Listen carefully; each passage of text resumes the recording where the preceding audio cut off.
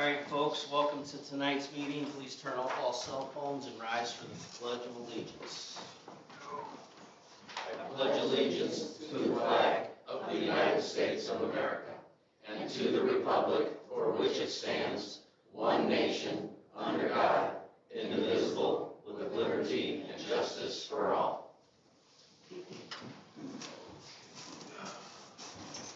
Alright, I call this meeting to order and the announcement of a quorum at 7:02 on June 21st, 2021. Welcome everybody, it's glad to see you back. Looking forward to more attendees in the future as well. Adam, you okay there? You can see me alright? Good, alright. Let me turn my volume up a little bit.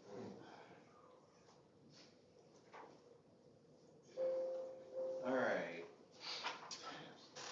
I will entertain a motion for the approval of the agenda for tonight's June 21st, 2021 meeting. I'll make that motion. Is there a second? I'll second.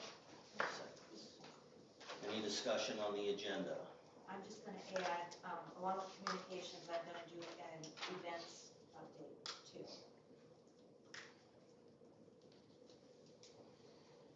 Hey Wendy, going forward, you want to just include that communications and events since it's not every Just week? wrote it down. Okay, Yeah. perfect. All right, the motion is to approve the agenda with the addition of events added on to communications. Any discussion? All in favor signify with aye. Aye. All opposed? Motion passes unanimously. I will entertain a motion for the approval of the open minutes of May 17th, 2021. I'll make that motion. Is there a second? I'll second. Any discussion on the approval of the open meeting minutes of May 17th, 2021? I just have a comment. This is in 5 pages long. Just wait till you see the minutes for tonight. Small print. Because I did my training. All right, all in favor of the motion to approve the open minutes of May 17th, 2021, signify with an aye. Aye. All opposed? Motion passes unanimously. Treasurer's report and presentation of bills. And before you start, can you clarify for me, where do you start at so I know where to start? Monthly check report, okay. That's all No, I need. I'm starting. Balance sheet. Always get confused on what to start with. Okay, this is the treasurer's report as of May 31st, 2021, prepared on an accrual basis. Total available cash, including special assessment, money, capital improvement, CD, emergency fund, all cash, $744,275.57. Liabilities to go along with that, $46,300, which consist of bonds that we are holding. Total assets, $1,260,830.08. That includes all buildings, equipment, roads, vehicles, etc. This is June, so we are in the process of closing out the year-end. Fiscal year-end is June 30th.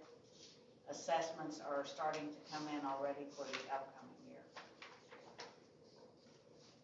That's all I have on that piece of it. The check report is a usual monthly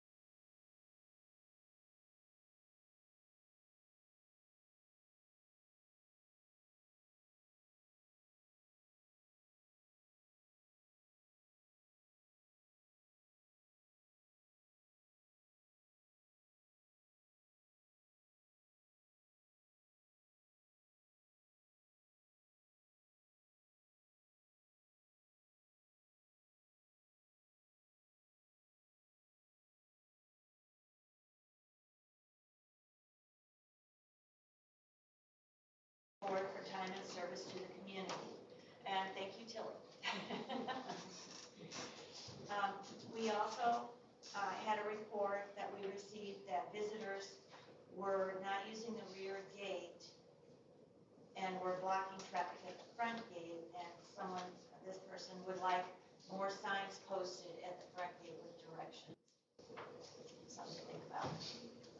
And that is the correspondence log. Thank you, Deb. All right. Thanks to the people who sent the correspondence in. Appreciate the words of encouragement. Administration, committee reports. First is administration. I would say working through COVID-19 challenges is becoming minimal at the office. But I think it's important that we leave it on there. Right. Masks are optional if you choose to wear one, that is fine. Welcoming new residents and property owners, that is an ongoing thing that is seeming to grow, which is good for Raintree. The ACC projects are moving right along, and the rules violations are happening. We are getting a lot down at the beach and boat ramps and whatnot, so I can only tell you, folks, if you know anybody that's down there that isn't a property owner but is a friend of yours, make sure you're with them. If they're parking down there, make sure they're using the, what do they call them? Guest placards. And if there are any issues, please reach out to anybody on the security team, Lakes and Beaches, or anybody on the board if that all fails. Yeah, I'll let Chris bring that up. New boundary line adjustments are being created, prorated assessments on new Jefferson County properties sold. So speaking of prorated assessments, you can also do that with us, pay per month, so it's not a big whopping mess all at one part at the end of the year, middle of the year. So if anybody wants to pay monthly, get with the office, they'll set that up for you. Do we do bank withdrawals or not? No, we don't do the bank You have to set withdrawals. up with your bank, that's what I do. Right. Every month they take I do out too. 47.50. Just like you pay any other bill. If you use your bank's bill paying capabilities, just set up a check to come to the POA, and when you get your assessment invoice, it'll say zero or minus something. That's nice. So Dave pays $47.50. We all don't pay $47.50. I got 2 months. I don't pay $47.50. Yeah, you pay much more. 2 lots. The annual yard sale was, I think, a success, and thanks to Nancy and all her volunteers, it was a great effort. What they did up at the front lot here this year was really a big plus. There was no backup to my knowledge at the gates. And increased foot traffic at the windows. I can only tell you, I had a meeting up here Tuesday at 8:30, and literally at 9 o'clock and 1 second, there were 3 people standing at that window. So be patient. I will say getting here early is probably best. And Saturday was kind of crazy. I dropped my stuff off and said, call me when it's done if you get it done. So that's it for administration. Legal, there's really no update on the legal case other than there was a notice sent out. Well, the settlement agreement is still pending. It's in its 90-day waiting period. I believe, yeah, what is it, beginning of July, sometime the 8th or something is the 90 days, and then another 32 days after that it'll be finalized or appealed. There was a letter sent out to certain individuals that asked for $300 to help fund an attorney for the appeal. I did not get one, remarkably. I got 2, you can have one of them. I did not. So other than that, I don't know anything. I do know the 30th of December is, of July is going to be the hearing that we are personally being sued, POA, Country Club, Mr. Tucker. I just so happen to be out of town that week. How did you skip out on that? Well, we can gladly add you to that case. Adam was only on the board 4 weeks and he got I was sued. told that adding me because commitment to the process. Other than that, I don't have anything else on legal. There isn't really anything pending that I know of, other than those two items. So our bills so far have been pretty minimal, which is knock on wood. All right, architectural control, Mr. Getty. Okay, we had our first in-person meeting on June 1st. We conducted it right here. It was our first meeting since March 2020. ACC has been conducting all of our reviews of the plans and proposals through the emails since the COVID began, and the emails are used as minutes for each project. A motion was made at the meeting to continue doing the projects through the emails as it's more efficient. Otherwise, somebody trying to build a new home will have to wait 2 weeks or more before it can even be reviewed. We do it weekly. There's a weekly agenda that goes out. We literally have about 20 different projects going up. I think we have 10 or 12 homes going up right now.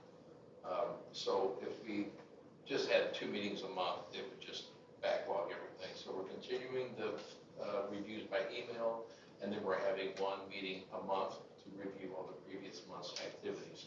And that's pretty much all I have through ACC, other than later on I do have several motions from various meetings and rules, ACC and other rules that we adjusted at the last Thursday.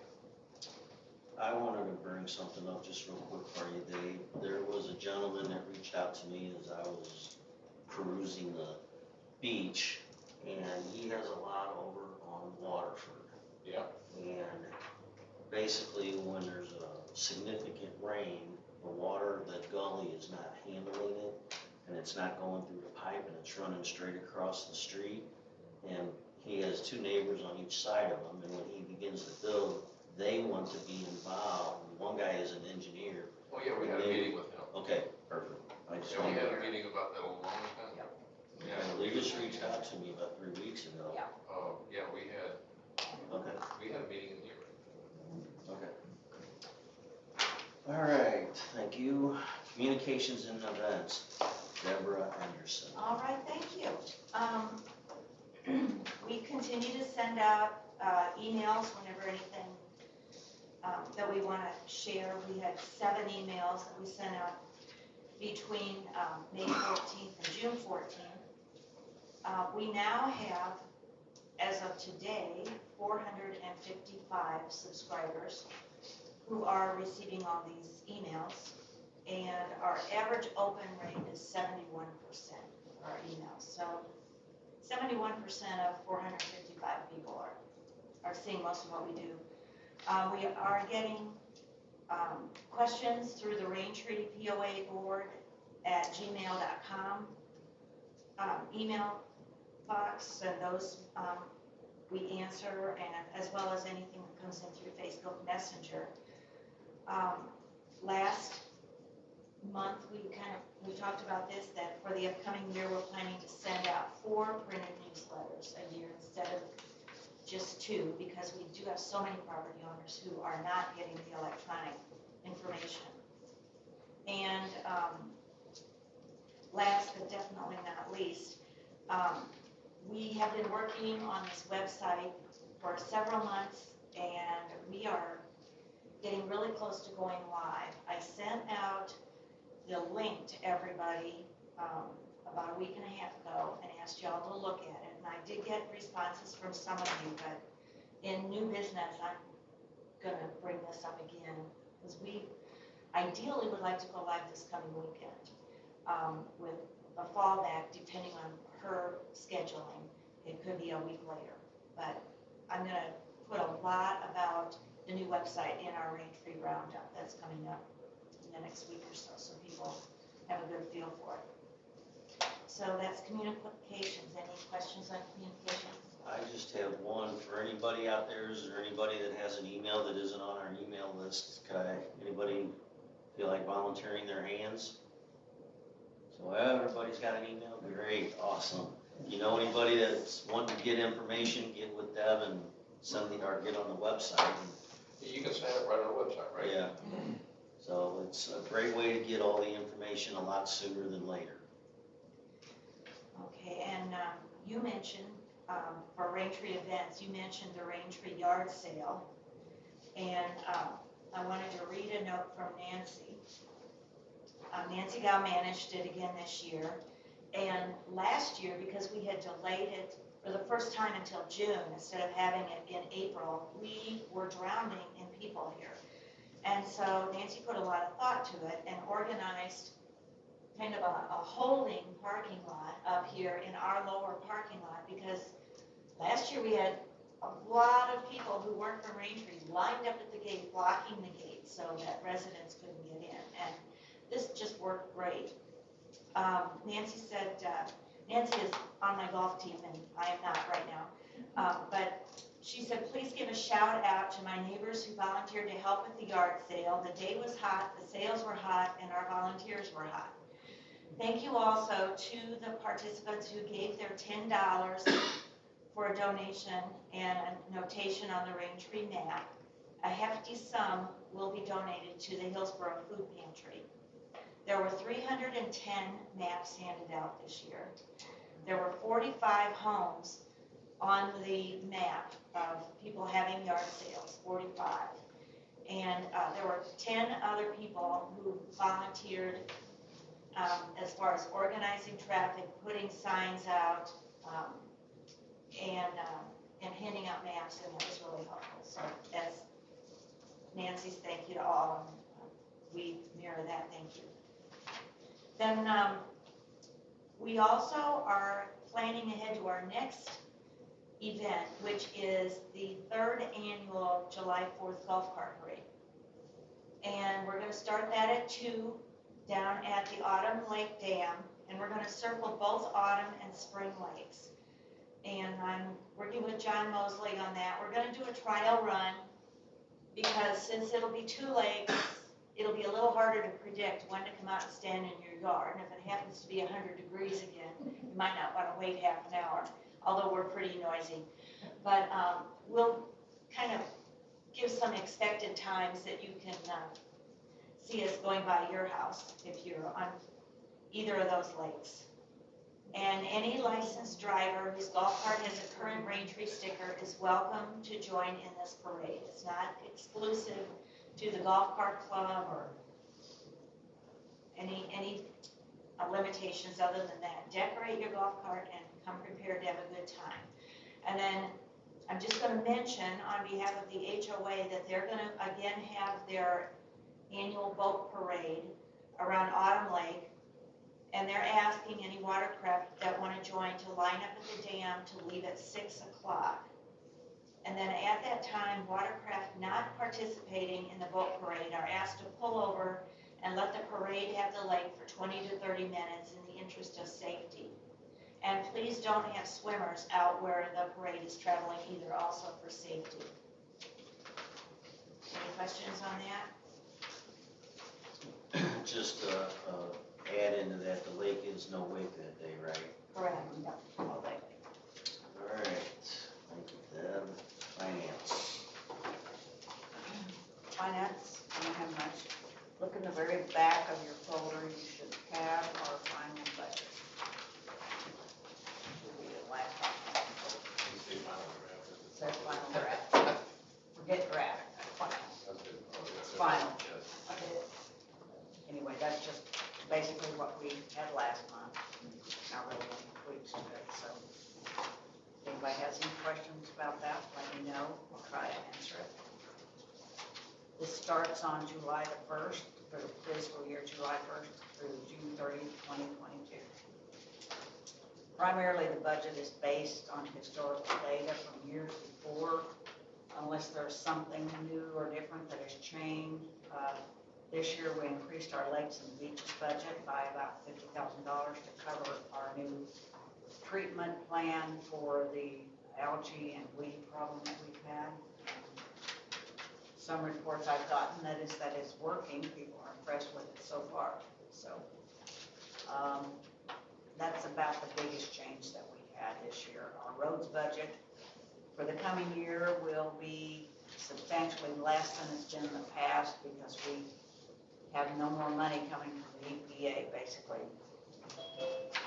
We in the past have gotten anywhere from $250,000 to $290,000 a year in the past 5 years to go towards the roads budget, but that's over. So our budget's going to be cut by probably 60 to 70% on the roads. That's really all I have. Anybody have any questions, let me know.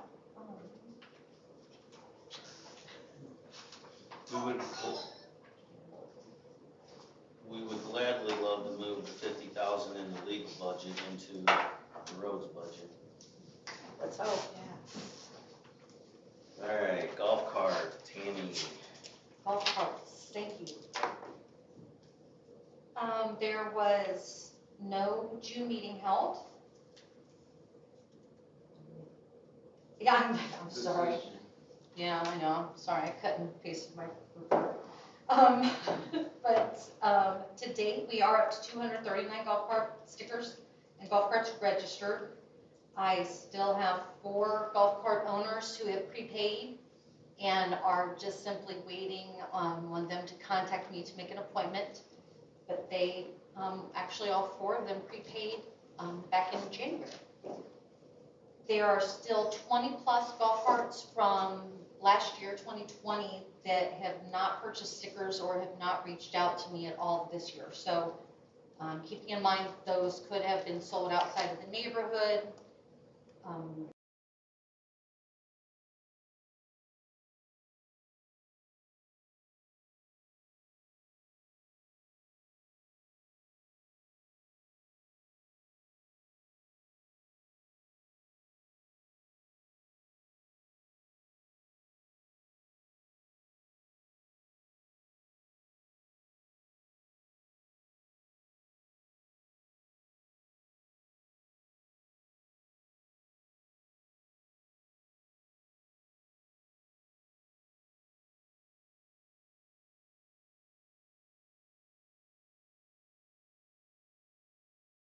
Only licensed drivers should be operating your golf cart. 14-year-olds are not licensed drivers. You need to be 16 years old and hold a valid driver's license. I will ask you to be mindful of the fact that we are having an increase in non-residential traffic, meaning that we have a lot of people that are coming in from the neighborhood who don't typically drive on our roads, but they're coming in with their trucks and their trailers and they're heading down to the boat ramp. So if you are out on your golf cart or you have your licensed driver children on the golf cart, please be mindful to stay close to the berm, stay on your side, don't cut over on corners, watch blind hills, watch blind turns. Please be on alert because we all see the trucks and the trailers. They get on Plantation, they stop at the gate, and they don't stop again until they hit the boat ramp. So it just be mindful of that, please. And that's it for the golf carts. All right. Any questions? You ready? No. Well, those 20 golf carts either are gonna have a little higher registration this year or they're not existent. I'm hoping. I know we actually, I can't quite figure all that out. Okay, Lakes and Beaches, I would like to congratulate Tammy that it's not 7 pages this month. You will notice though that the bottom fonts did have to get a little smaller.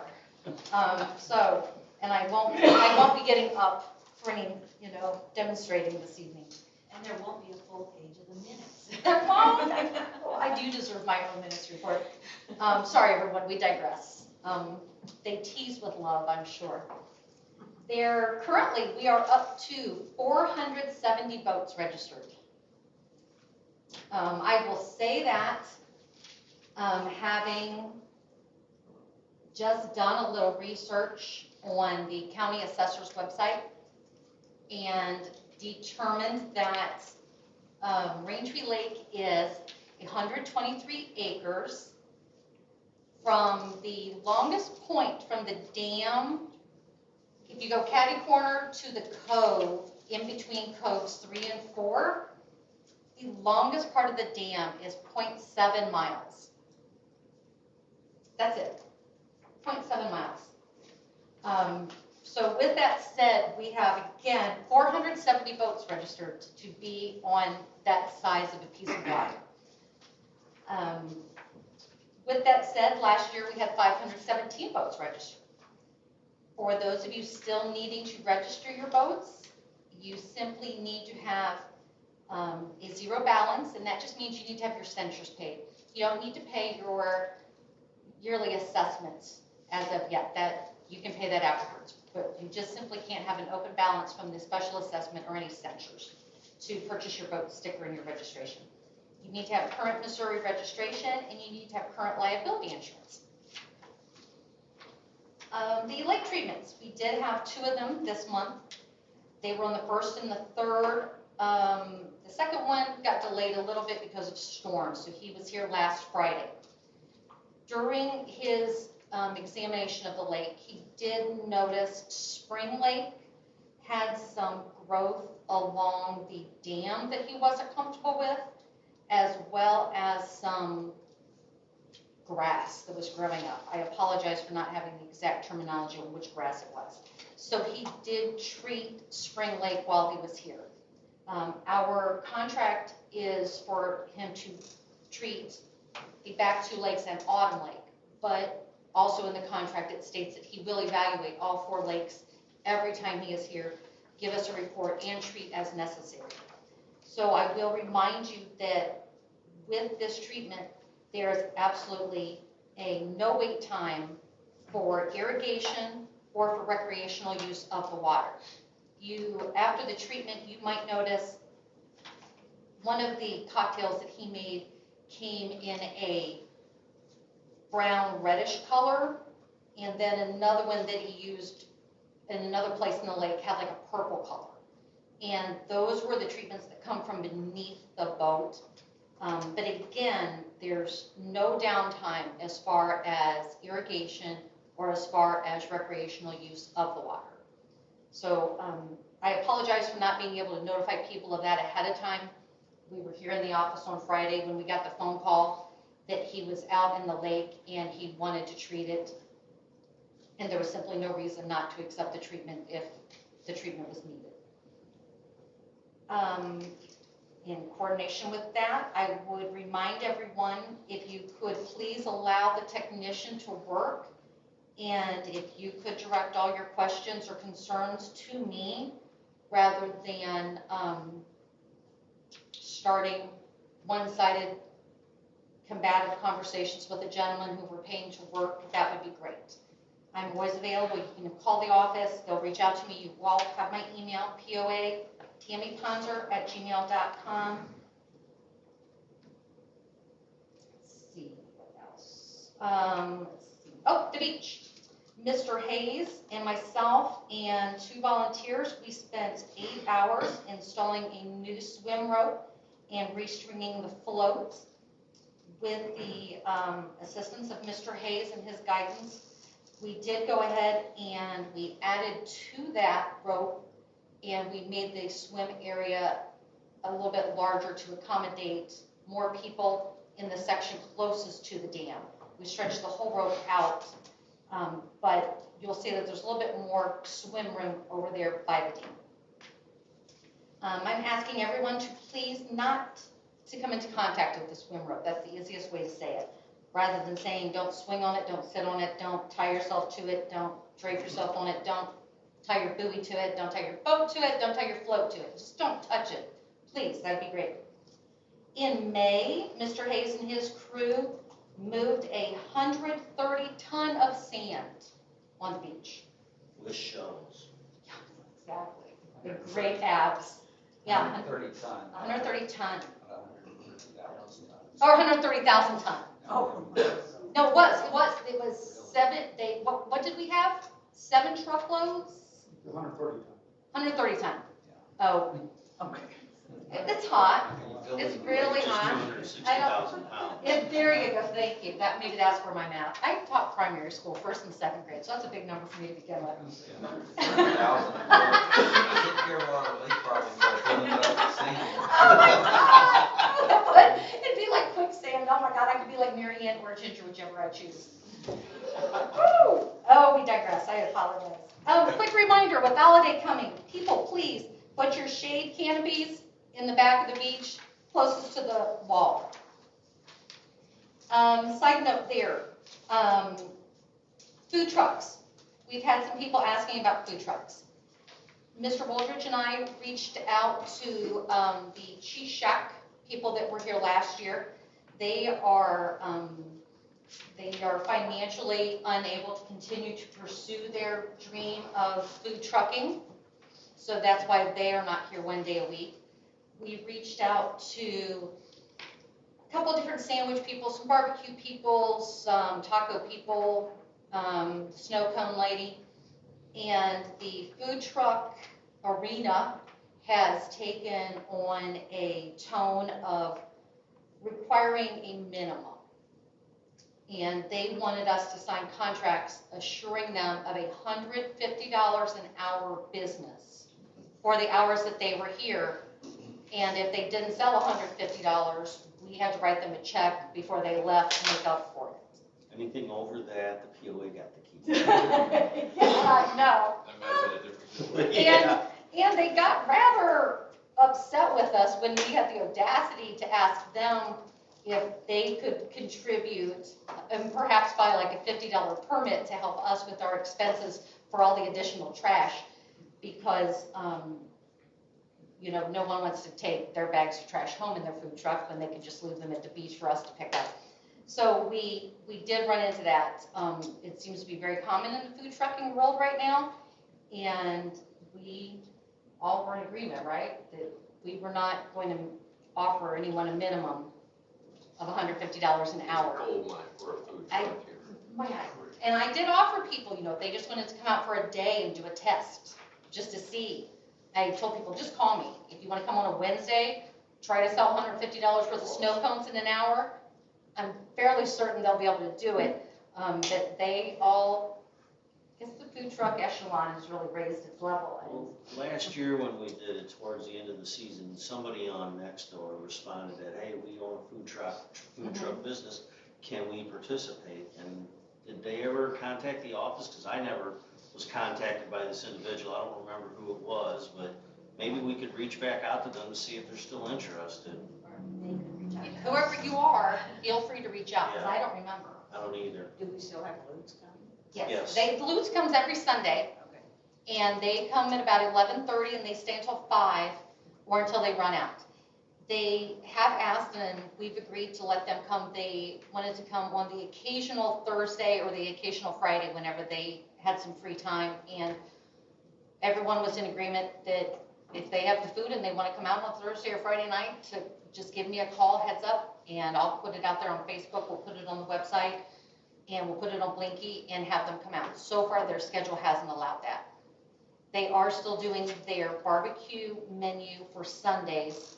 The Thursday and Friday menu, they are testing in different areas, is a Mexican menu. So if I hear from them on a Thursday or a Friday, we will pass it along, but so far their schedule hasn't allowed for that.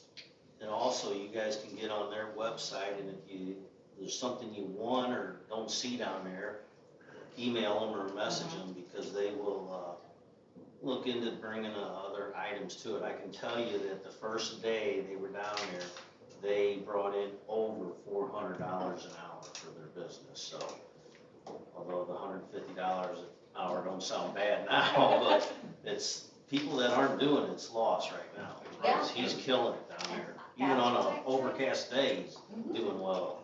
Yes, it's a gold. That's what I tried to tell people, and they just, and there were a lot of businesses that were hesitant to come, I will say, all the way out here.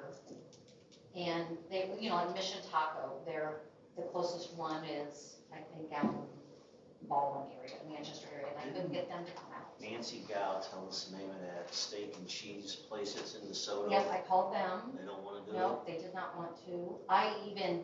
They don't own a food truck.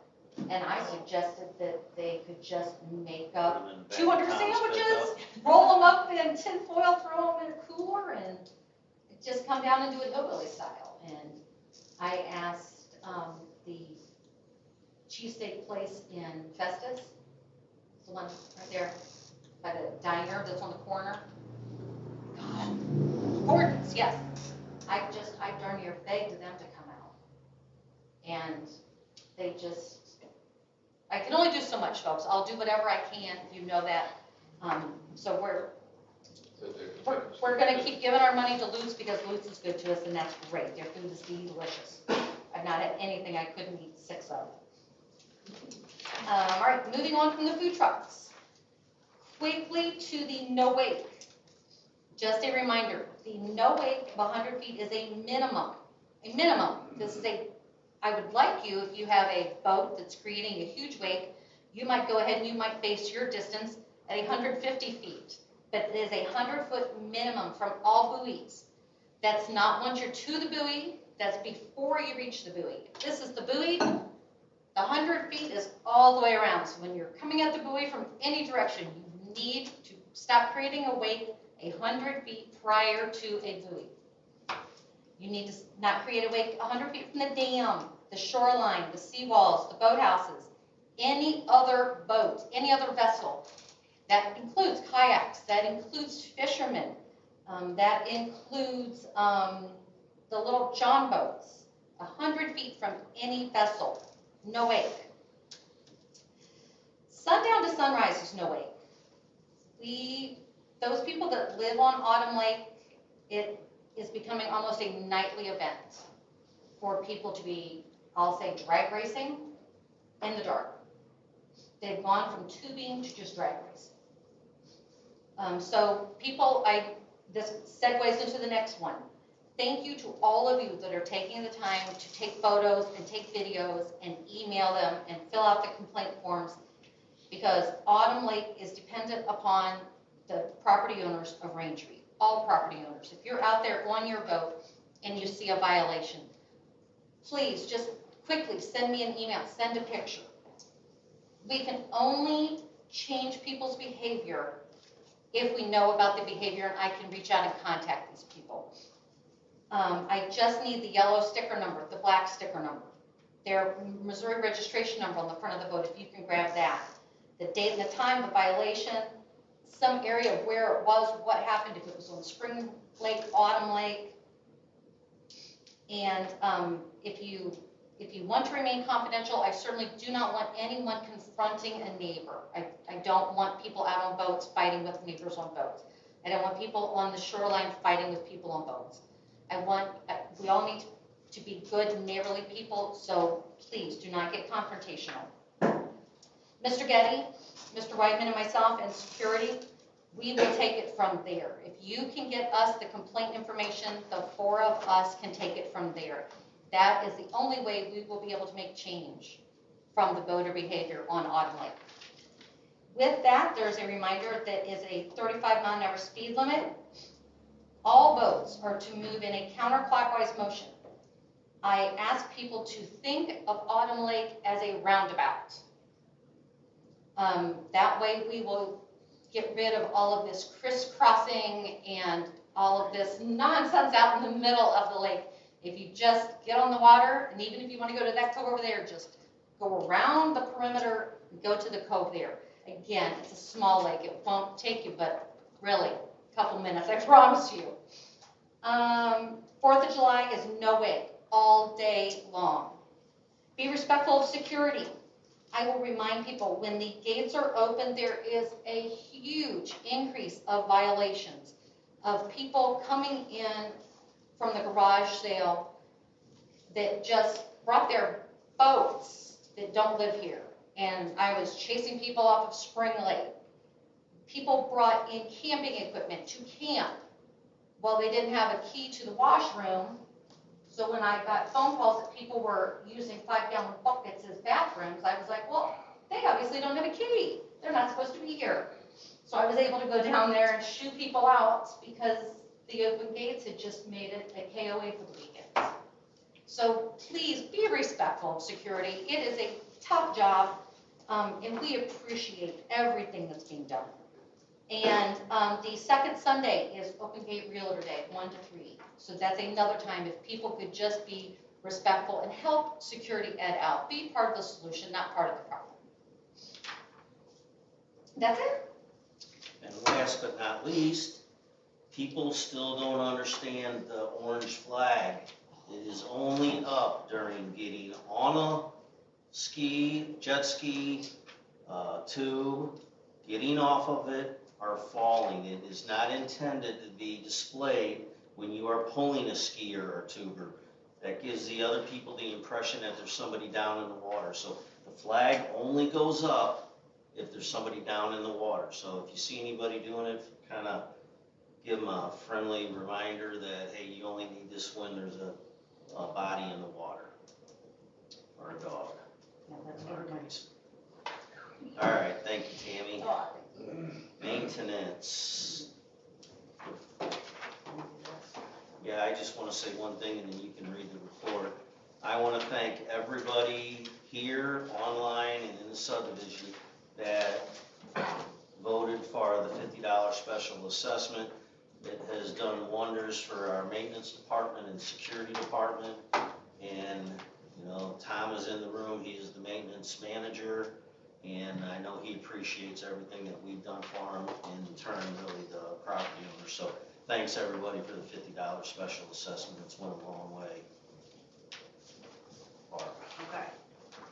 We have finalized purchasing a mini excavator from K&K Rental. We put down the deposit, and we have put down the deposit on the trailer that goes with it from Viper Trailers and Festus.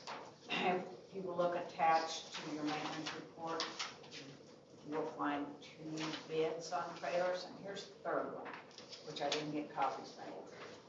If you guys want to see it. So we've gone with the first one from Viper Trailer for $54.25. It's a little bit more than the other 2, but it's a new trailer with new tires and new everything. So it buys a lot of time. Basically, the maintenance people have been busy with cutting grass and weeds, installing signs for the new speed bumps, installed a ceiling fan in the office. We replaced all the light colors that were all the new lights that we put in here. They're removing limbs from hanging roads and overhanging and crowding pavement. So if anybody knows of somewhere where the line of sight is not good because of vegetation or trees, let us know. Fill out a request to have that fixed. They've had multiple work orders. They've added sand to the beach. They've assisted lakes and beaches with replacing 2 buoys and the swim rope at the beach. Made repairs to mowers and vehicles. We now have an opening for a full-time maintenance person. We're looking for a part-time person to take care of weekend duties, like cleaning up at the beach after the weekend and the food trucks and all the activity. We're advertising for those people at this time. If anyone has any areas that need any attention, fill out the work order and it will be there. That's all I have. And for anybody that's in the audience, if your seat is a little more comfortable this time, it's thanks to Barb. They bought new chairs for the gallery. They painted the office. They relocated the pictures. So I mentioned this a couple months back, but now that there's somebody here to actually listen to me, you now have softer chairs sitting out there. So thanks to Barb and her husband who volunteered their time to do that. Thanks, Barb. You're welcome. Roads report. Okay, our most recent repairs have been inspected and approved for payment to West Paving in the amount of $338,369.89. Approximately $155,000 of that was reimbursed to us from the EPA. This is the last payment of this kind that we will get from the EPA. Their work here is virtually over after 5 years of receiving a total of $1,500,000 approximately toward road work. We are on our own with this. Our road work will now necessarily be reduced to only the most urgent repairs. Some of you may have noticed Ameren contractor trucks in here. They're replacing main and secondary lines. The first phase of this work is somewhere around Vista in that area. They have done some damage to the streets from their trucks, but they will be responsible for those repairs. I noticed they have repaired some of them and they don't look too good, so we'll be talking to them about that. But that's the first phase, and they, at some point, they intend to do this whole subdivision, replacing all these old lines. They have contractors after that that will come in and be responsible for hooking up to each individual house at some point. We're going to have an open roads meeting on June the 30th at 7 p.m. for the purpose of recruiting volunteers to participate in inspecting and reporting any road repairs. Those reports will be checked out and prioritized and included in our next request for bids.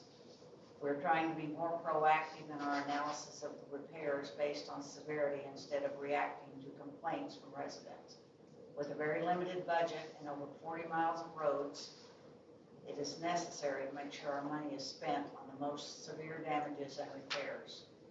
So please submit any requests for repairs, as they will not be ignored, but we will have to prioritize what gets fixed and what doesn't. Thank you. Yeah, this subdivision could easily spend $750,000 a year on roads and still have issues, so that's just the severity of how much money it takes to keep these roads afloat. Rules, Mr. Getty. Okay, well, as I mentioned earlier, we had some rules changes with architectural control, and some other things. We did have a meeting last Thursday. I do have 7 motions that came from that meeting that I will present under new business, if that's okay with everyone. Let's see, what else was there? I just kind of wanted to reiterate this. For instance, we kind of mentioned about the certified plot plans for various maintenance and restoration projects. We've got people that are putting in driveways and gravel driveways and repairing decks, and instead of making them go out and purchase 2 copies of a certified plot plan, our maps online are actually certified plot plans, and unless there's building going on, some actual construction, we don't need to worry so much about the building line as much as we do where the property line is. So we're trying to make that easier for people trying to conduct different projects on there. We did discuss various offensive increases for like behavior at the beach or on common ground, for instance, disruptive behavior, foul language. We also kind of made some recommendations for increased offenses regarding reckless intent of operation of boats. Also regarding the buoys, we've got some motion regarding where the 100 foot from all the buoys, shorelines, and other boats.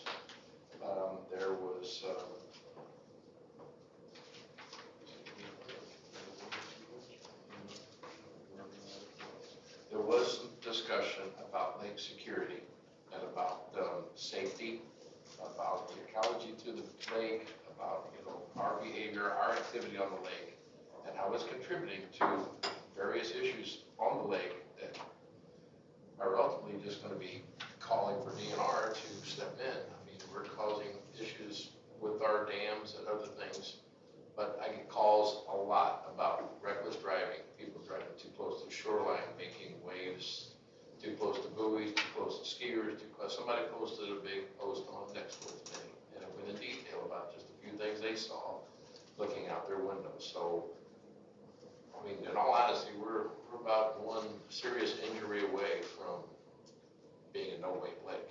So these things are being discussed and they'll be ongoing. So we'll keep on addressing these issues because there's several ballot proposals that were submitted this year that we'll be looking over regarding various boats and issues on the lake. So That is all that I have until the motions come up at the end of the meeting.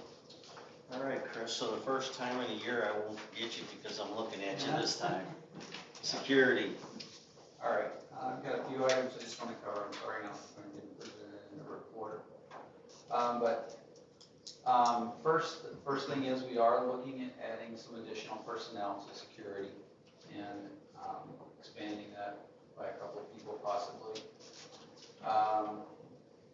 We are also currently, the way that it was mentioned that make sure you have your sticker attached and make sure you have a guest placard. Just know that we're currently taking pictures of violators that are improperly parked or don't have stickers. And if you're being asked by security personnel to please move your vehicle, it's a courtesy.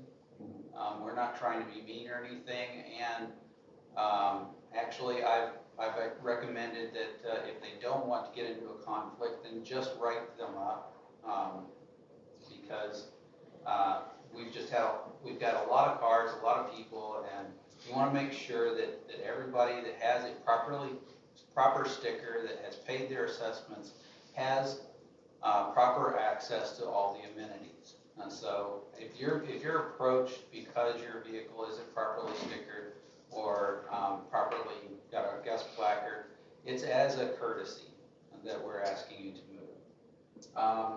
With that, speaking of properly affixed sticker, when you received your stickers, you signed a piece of paper, and on that it says auto stickers will be affixed in clear, unobstructed visual sight on the inside of lower left driver's side of windshield and must be affixed immediately upon receipt. By signing this document, I agree and understand that failure to properly affix and clearly display the windshield auto sticker may result in denial to POA Raintree amenities and expose property owner's vehicle to towing.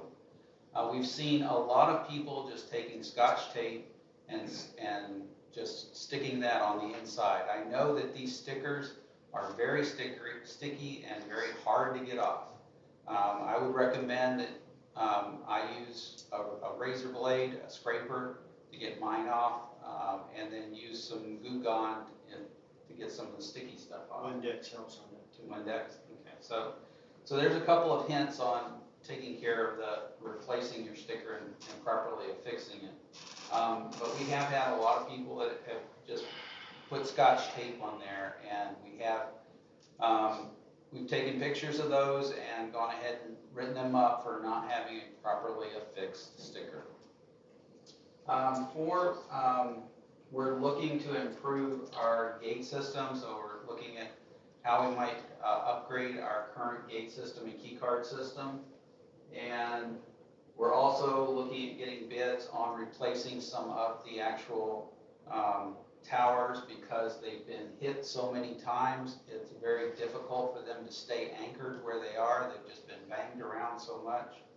And so we're looking at possibly getting an upgrade to those gate towers. And that's all I have. And the towers are What the gate, the gate itself. The okay, gate arm.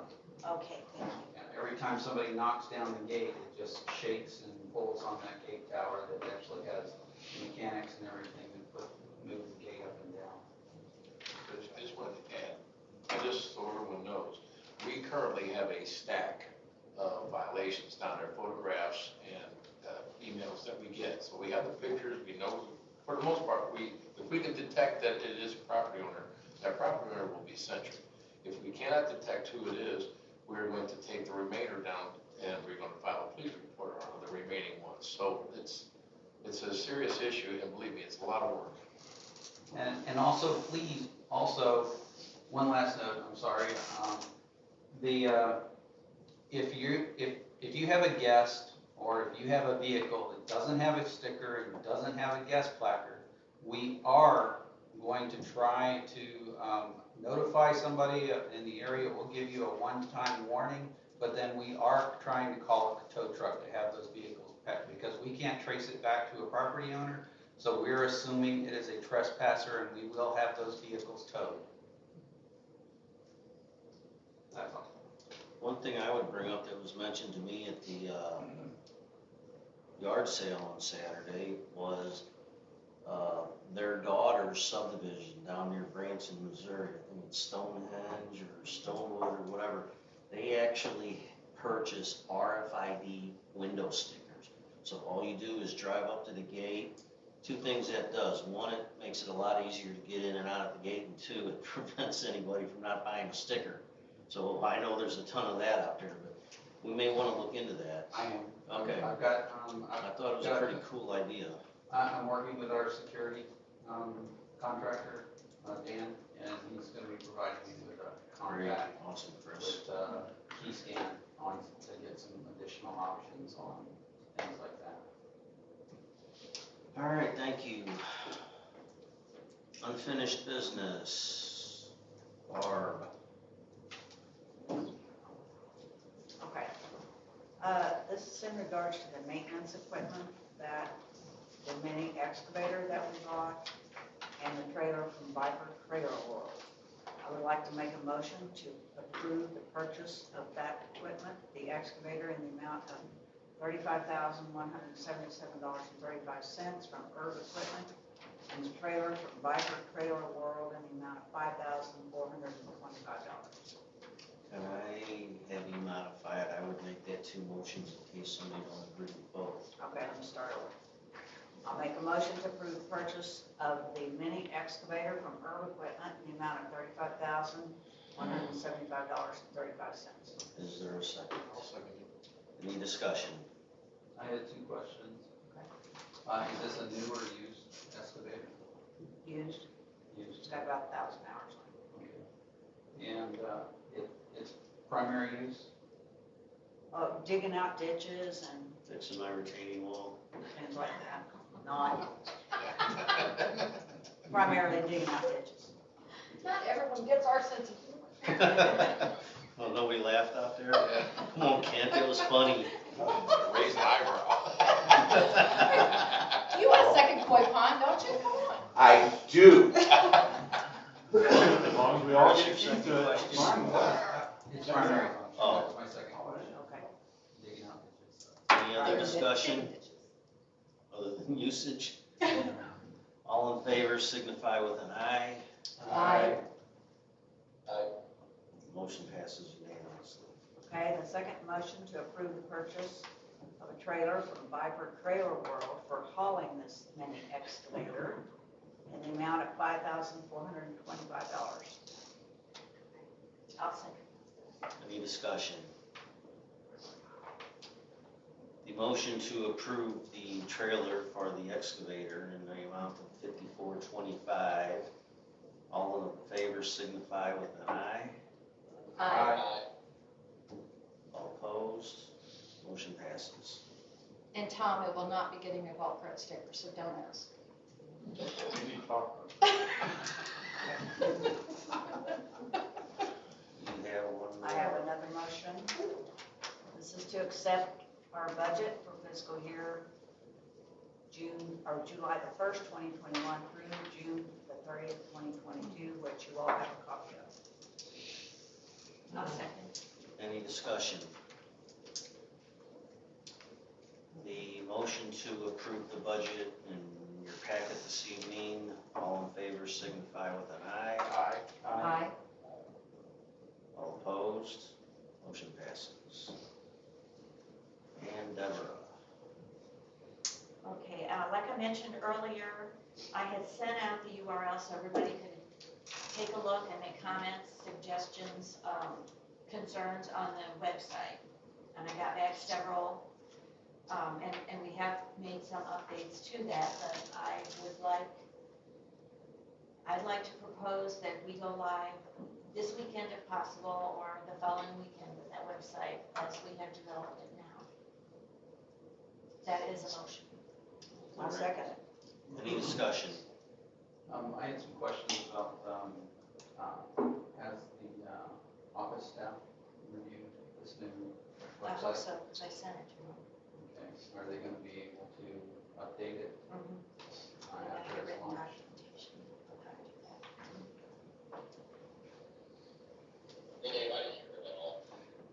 motion to approve the website. Chris had a couple questions about if the office staff had reviewed it, and Deb responded with that she had sent them the link, and she hopes that they did. We have Wendy here. Wendy, do you know if you guys touched base with the new website? We looked at it. Okay, so they have looked at it, and Chris asked if they know how to upload documents and whatnot, or updates, and Devin responded with they are gonna getting a operational manual or document, how to do certain things. Any other questions? I have another question. Yes. Just to follow up on some of the emails that I've seen going across about the PDFs that we're putting on, or Word documents. Is this something that our web designer is doing, or are we doing the breaking up of or did we decide to keep them as whole documents? What we decided to do, because we don't want to end up with 6 versions of the rules document, for example, to have to update more than one place. So what she has done is, for example, under the Lakes and Beaches Committee, we have several documents. They're actually for beaches, boats, and fishing. They're all the same document. They all link to rules, but they pop up in the applicable place in the document for that topic. So it may be that we might have to correct that link if we add and change pages, but it'll just be easier for people to find what they're looking for in rules, because it'll go right to that place. And we provided all the PDFs. She isn't preparing any of them. Any other questions? Well, one last question. Originally, we had, the original quote was $1,000 for 8 weeks work. I haven't seen any additional payouts or anything that she would charge. No, we've only paid her $300 so far, because 1,000 was broken up into stages. Right. And no, the final payment will be after we go live. So no, it's still at 1,000. We're looking forward to, down the road, hopefully not too far down the road, adding a phase 2 for that POP that was talked about, where we'll have a portal where only property owners will be able to get in and get, for example, make payments on the website. Potentially, this is a big potential depending on where security goes, but potentially get gate codes for the holidays when gate codes are allowed on that through the POP, but not yet, we're not there yet. One thing I wanted to bring up that I found, we don't have to find a plug-in to do a link to a document, a PDF. I will tell you that we can do a table of contents. If somebody wants to retype the covenants in a Word format, the one with headings, you can literally save that as a PDF with the sidebar of the HTML, and that'll go directly to the spot you want to go to. But I don't have time. What is the covenant, 7 pages? Yeah.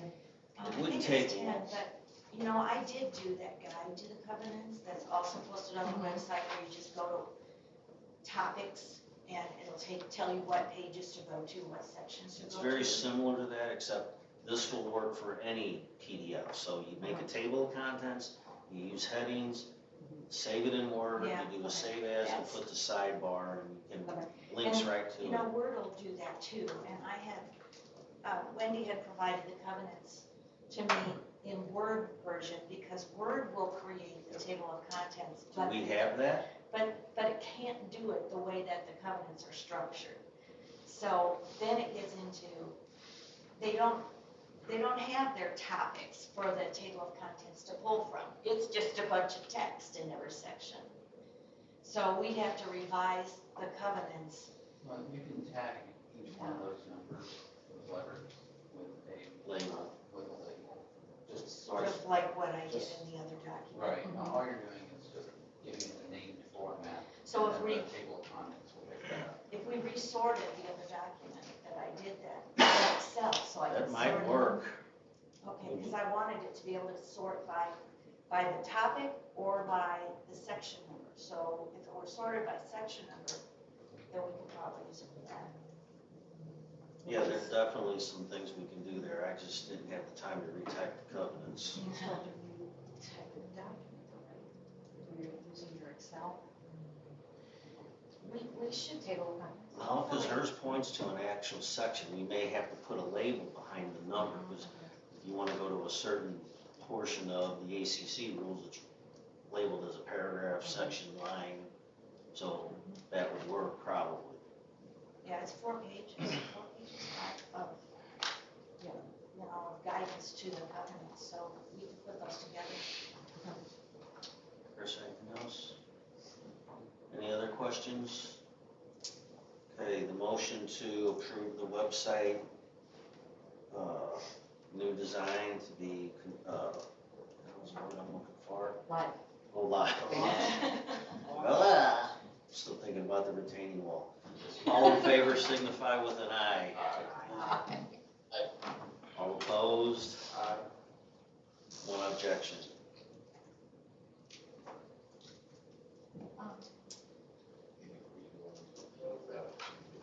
Yeah.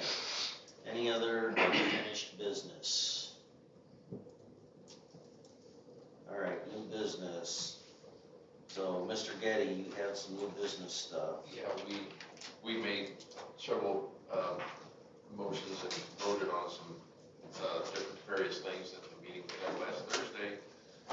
Most of them regard ACC, so I'll begin right away trying to get this out of the way. The motion one would be to adjust the wording and the policy guidelines for a building permit to construct a new residence. The wording will read, lot must be sodded or have an approved seed and straw matting or blanket. And that's in section E, number 17. Is there a second? I'll second. Any discussion on changing the wording for obtaining a building permit to construct a new residence? The new verbiage is seed/sod straw mat instead of seed and straw. Yeah, for some background, when I first got on here, there had already been some discussion about just having sod being put in the front yard. The language never made it into the building policy. I thought the board had voted on it, I wasn't sure, but I talked to builders, I talked to property owners, and there's a new technique, I don't know if it's new, but they've been using it, and it's seeding straw mat. So if you use regular seed, you use regular straw, this matting or type of netting that goes over top of it is biodegradable. It also has like fertilizer and different things in it to keep it, and the straw and the seed doesn't blow all over the place when it storms or whatever. So it was a happy compromise without costing somebody $10,000 to sod their front yard. So that's the only reason that came about, just to clarify. Any other discussion? No? All in favor of the new verbiage in the policy for obtaining a building permit to construct a new residence, signify with an aye. Aye. All opposed? Motion one passes. Okay, the second motion is just to clarify that the wording in the policy guidelines of your residence that only asphalt will be used for road cut repairs. All ACC rules of wording will be adjusted as necessary. Is there a second? I'll second. Any discussion? I thought that was already in place. I wanted to make sure that it was legal, because I couldn't find it written anywhere other than in the policy, but it wasn't voted on as far as I know by the board, that it's just asphalt, because it did say on one of the pages, it's in concrete or asphalt. And concrete is just a nightmare, especially with the number of houses we got going on. I'm sorry, but where in this document is Page that? 2, the top of the bottom of, yeah, at the top of page 2. Are you looking in the construction policy guidelines? ACC rules and that's.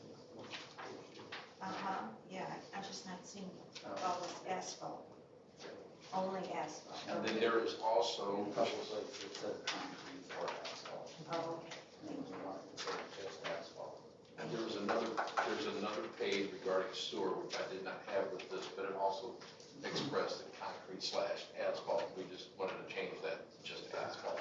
So wherever it says something like concrete or chip and seal, we just want to leave it straight asphalt. That's why it was to reflect the wording in all of the rules, all of the ACC policies. Any other discussion? All in favor of the motion to remove concrete or cement from any membrane other than asphalt, signify with an aye. Aye. All opposed? Motion passes. Okay, and I'll go right to motion 3. It's regarding maintenance and restoration. Late last year, the committee had approved that we. Hang on a minute, Dave. Yes. Just make the motion, we'll second it, then you can discuss Okay. it. Maintenance. I'm losing track of what the motion I know. was. Maintenance is the first motion, then we'll go with this. Maintenance is a $250 deposit with full refund for projects not using large construction trucks. Is there a second? Yeah. Okay, any discussion? How are you gonna know if they're using big trucks or not? Usually it depends on if they're gonna be having concrete, if they're gonna be hauling out in the driveway, pouring gravel, if they're replacing the boards. I'm sorry, if they're not using a truck, that's if they're not using any type of large truck.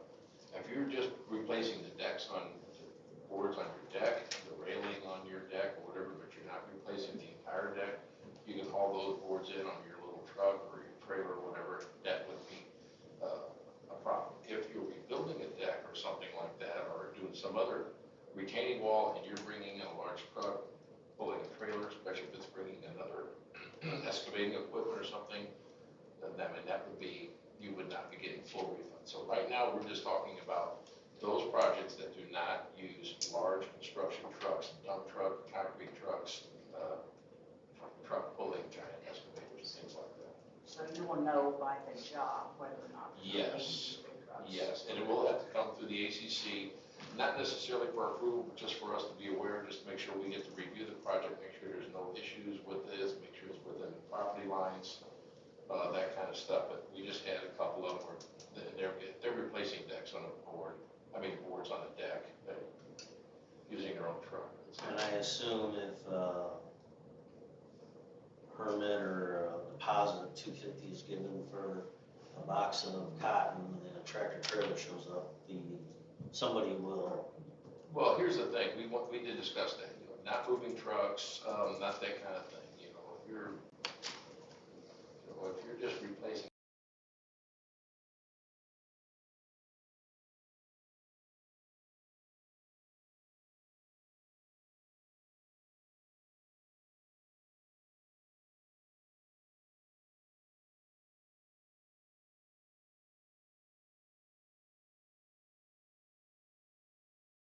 A lot of blocks, that's going to be some heavy equipment more than likely, and in that case, they would likely just get a different deposit. That's not the motion. This one is just for those projects not using large pickup trucks, they will get the full deposit. Adam, did you have a question? Yeah, so I'm just curious on what your truck classification is as big trucks. Well, that comes in the next motion with restoration. I'm curious on, let's say that someone bought a lot and they wanted to clear the trees themselves to build a house on. They have to pay a deposit to bring in a bobcat onto their land. It depends on, because at this point, nobody has to come to the ACC to clear their lot. If they wanted to put driveway now or some sort of gravel drive to get into their lot, we know they're going to be using a dump truck to pour that rock. That might be something for a future meeting, somebody clearing a lot, we don't require any kind of permit, I think there probably should be. Well, it's come up, but at this point, we don't have anything. So as of right now, nothing prevents them from doing that. Okay, so if I wanted to just add gravel to my secondary driveway, and I'm hauling in rocks, you want me to pay a $250 fee? That's already the case. Yes, that's already the case.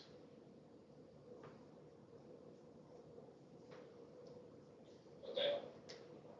But this initial motion is not about heavy trucks. This is those projects not using large So basically, if you bring in like a dump trailer of rock for your driveway, you pay $250, it's not a heavy truck, you get your $250 back. If you bring in a dump truck, it's a different story. Okay, how quickly do you guys process, those returns? The refunds for the deposit? They're usually pretty quick. Right, as soon as we know they're done, we can, especially these projects are real easy. usually. Basically, we wait for the property owner to get with the inspector and get an approval. In this case, it would just be an email or a phone call. And I sit with the office manager at least twice a month, going through to update the ACC projects, and try to clear the books, and we call them, how are you coming along with your project, are you getting close to done? So we kind of stay on top of it, so we can get those refunds right away to them.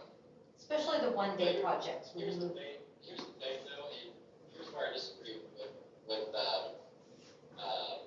personal projects, right? I totally agree with if people bring contractors in, but what you're gonna do is you're gonna demotivate people, give an area of beautification for their own property.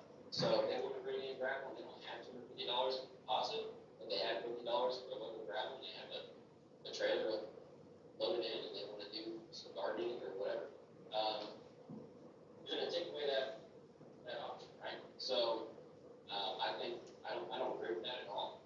I would agree with it if it was contractors. So if it's one guy, he's got his own property, he wants to bring stuff in there, I think that's completely fine. But if he's got a big enough project that he has to bring in contractors, bigger trucks, I completely agree with you. I just think that we need to draw a line there because we don't want to prevent property owners from taking from their yard or their area,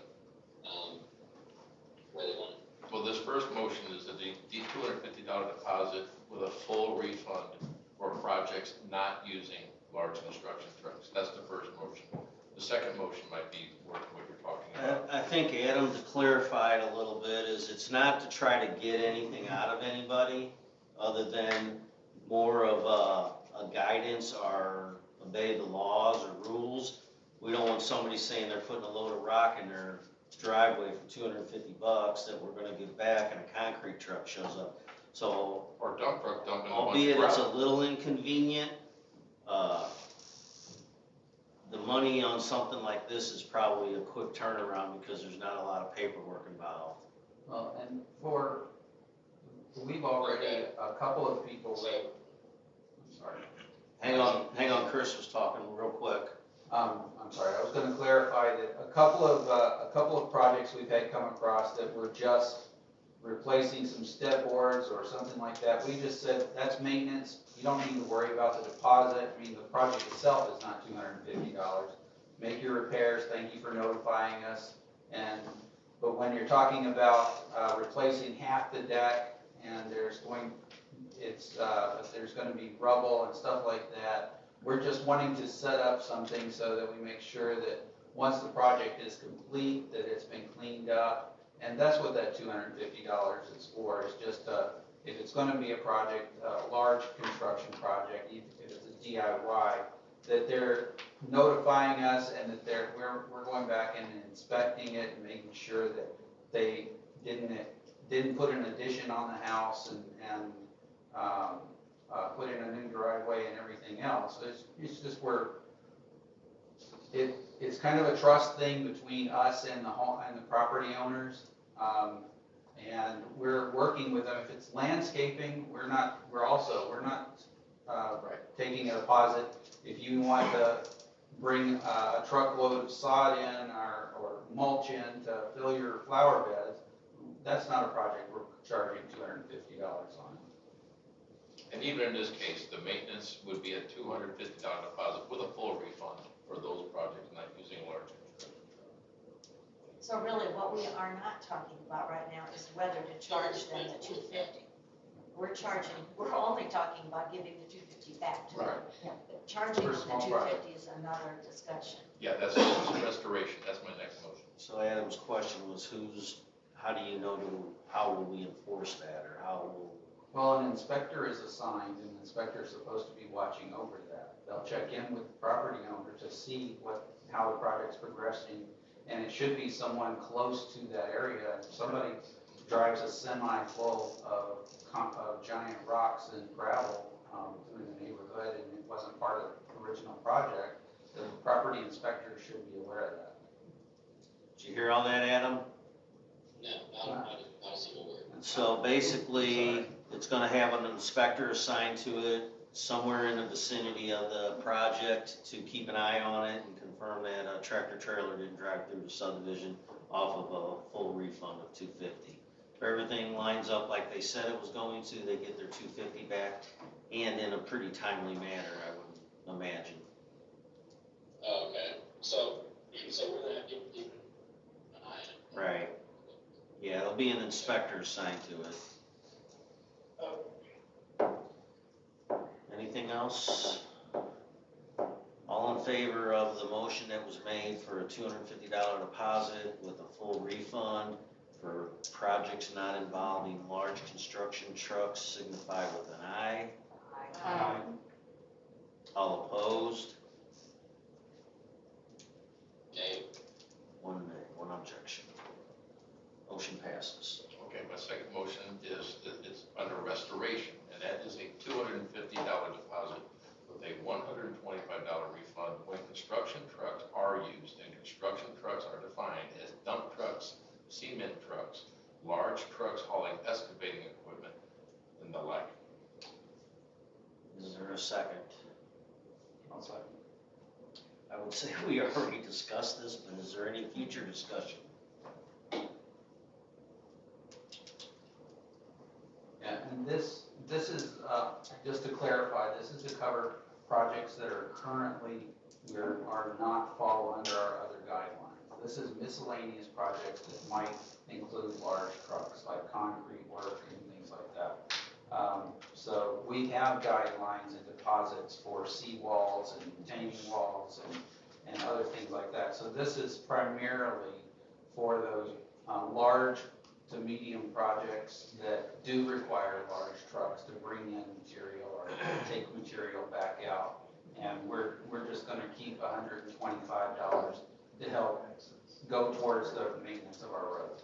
And I had a large driveway put in, I did the $250 deposit, but I had 4 dump trucks taking stuff out, I had 4 dump trucks bringing in gravel, and then I had 4 cement trucks. So yes, I got only $125 back, but that was 12 vehicle, large trucks driving up and down Duffer, Easy Street, Plantation. So it was wear and tear on our roads. Any other discussion? Motion to keep $125 of the $250 deposit when using construction trucks, signify with an aye. Aye.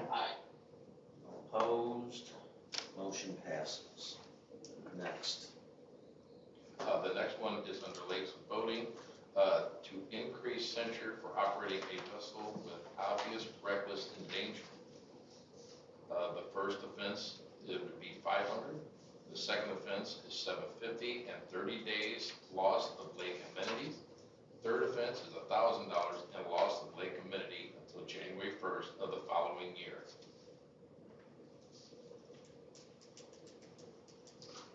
I'll second that. What is the motion? The motion. The motion is to increase the censure. Okay. You seconded, any discussion? yeah, how is that gonna be enforced? It's already in the rules, it's just an increase in the amount of censure. Okay, so you find me $1,000, like, man, I live on the lake, and I just go home, I'll hop on my boat, lower it off the cliff, and jump on the lake, what are you guys gonna do? Well, you'd be surprised, we get some pictures of it, and we have actual information that we can back up, we will censure you. Okay, so you censure me again, then what? I drive my boat back down. You will lose your loss of lake amenities. I mean, are we, Well, how are you gonna take my boat away? I don't think we'll take your boat away. Well, how are you gonna stop me from getting on the lake? Okay, hang on a minute, let me make sure I understand this.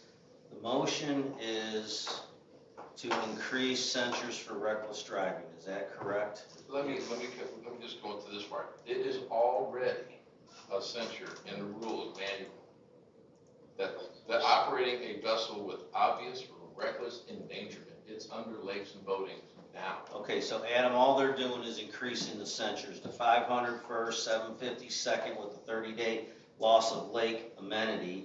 The third offense is a $1,000 fine and loss of lake amenity until the next sticker year. So I guess the fine keeps going up, and I don't know what happens after the third offense, but The fines are fine, right? But when you tell someone you can't use the lake, how in the hell are you gonna be able to enforce that? There's no way to enforce that. We don't have a police force here in Raintree. So you can't go and, are you gonna go eat their boat? You're gonna put a blade lock on it? Well, I mean, the sticker could be stripped right off the boat. I think what Adam's getting at is more of the physical restriction, right? Yeah, Right. I mean, who's to say that someone goes, okay, they have to. Oh, Hang on a minute, Adam. It's okay, babe. what I trip over. I'm here. I make a motion, no more golf leagues on Monday night. Ours on second. You all right, Nance? Yes, thank you. So clarify your objection, Adam. I'm not, a lot of going on with this motion here. I think the motion exists for reckless driving. You're saying if you get a fine, loss of lake amenity, how can we enforce it? That was your question, right? Right. So what I'm saying is I'd say increase the third offense fine even more, right? But saying, I'm gonna take away your lake amenity is ridiculous. There's no way to enforce it, right? So you're just putting something in writing. There's no way to enforce without any security or actual Well, language. It's ridiculous. That's what I'm saying. So increase the fine. It's already I don't disagree with that, but I think our fine's at the maximum, isn't it? Yeah, $1,000. So that has to be a ballot item to go above $1,000. But I get what you're saying, Chris. it's already in the rules that after the third offense, each offense after that will be $500. So if they continue to put their boat out there every day, it'll be $500 a day. So that's kind of in line with what you're saying. I kind of see if you get a boat out, how are we gonna stop it without any kind of police? But at $500 a day, Tammy? The 30-day loss of amenity is already in the censures. Right. That's nothing new. So being able to enforce that is already a hurdle that we would face. We're just simply increasing the fines and on that third offense rather than going to another 30-day. At that point, one 30-day, if time gets away from you is what I'm saying. You're gonna run out of 30-day periods. So that's why we were like, well, at that point, just do it for the year. And again, we're counting on neighbors taking ownership in the lake. And if they've been reported, chances are all eyes are on them. So it's a self-corrective measurement is what the hope of it is. Yeah, I kind of agree with that, Adam, that if you get a $500 fine, most common sense people would probably say, hey, I'm not gonna do that again. You get a $750, whether we can enforce the 30 days or not, I think most common sense people are gonna say, all right, this is enough. Well, at some point, if you're so much a day, then after that, it racks up to an amount of money that you can put a lien on their property and people won't keep doing it when you get to that point. Yeah, I get it. What I'm really trying to get to is, right, I mean, we can write great rules all day long. Just keep putting motions out, creating rules, creating rules. The problem is like, we have a rule now that says no kids can drive golf carts. What happens all the time? Kids drive golf carts, right? You can say, oh, we can censure them, but most common sense people will stop allowing their kids to drive golf carts, but that's obviously not the case, right? Same thing with boating, right? Reckless driving, all that. So we're gonna create a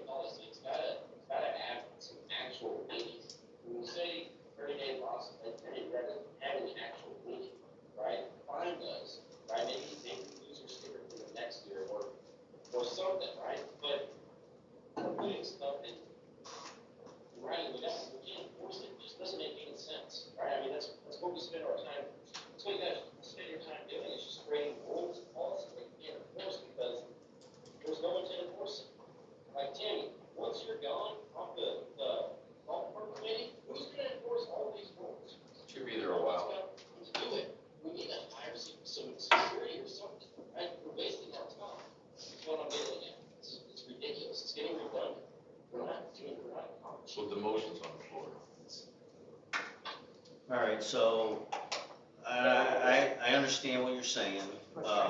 I will say though, like again, common sense people, they get a second fine and you tell them you can't use your boat for 30 days. Most people will adhere to that, but there's gonna be the renegades that won't. I'm gonna call the motion to order that we're increasing the fines for reckless operation of boats. All in favor signify with an aye. Aye. All opposed? Nay. Well, hold on. Are we just increasing the fines, or are we taking away their legitimity, the next calendar year? The motion is, Increasing the fines and taking away the 30 days and till the next calendar year for the third offense. Nay.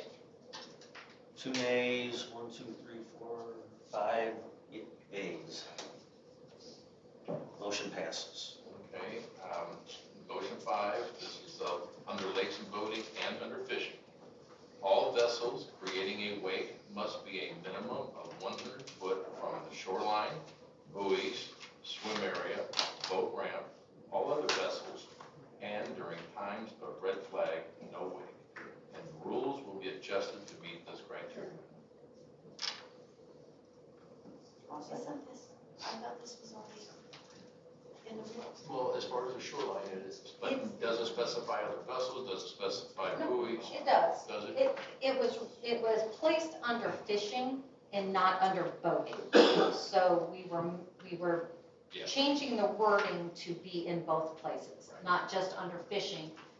Because if you're sending someone a censure for the boating violation, it strikes people odd when I say, oh, well, you can see the rule under fishing. So we're really just duplicating the words. We're Yes. not adding anything by doing this. Yeah, we're just moving the words, That's why it Under says boating. rules will be adjusted to meet that criteria on the various that wording. lake and boating and fishing. Well, I mean, we don't necessarily need a motion to move it in the rules manual, do we? Well, we made the motion at the meeting, so I brought it to the board. Well, I mean, if the rule exists and you want to move it into the golf carts, you could. I don't think there's nothing to say the words don't change. That's the. Well, we also, it was under 2 or 3 different places. Like one place it referenced 100 feet from the shoreline, another place it referenced 100 feet from the swim area and the dam, another place it referenced vessels. So we were moving it all together and creating one rule that would cover the 100 feet from Consistency. I'm okay any with object. the motion, but at some point you need to add either to this motion or another to delete all the orphan Ooh, indexes. Or else you're gonna have multiple Well, I think wording. that's why we put in there, the rules will be adjusted to meet the criteria, Okay. so that way we Okay. can go in and adjust it wherever it's put in, where it would be appropriate to add. Any discussion further? Yeah, I'm not voting nay on a single rule here on out. It's gonna be nay until you guys help me enforce this. None of these rules can be enforced. So, create rules until you're living with it.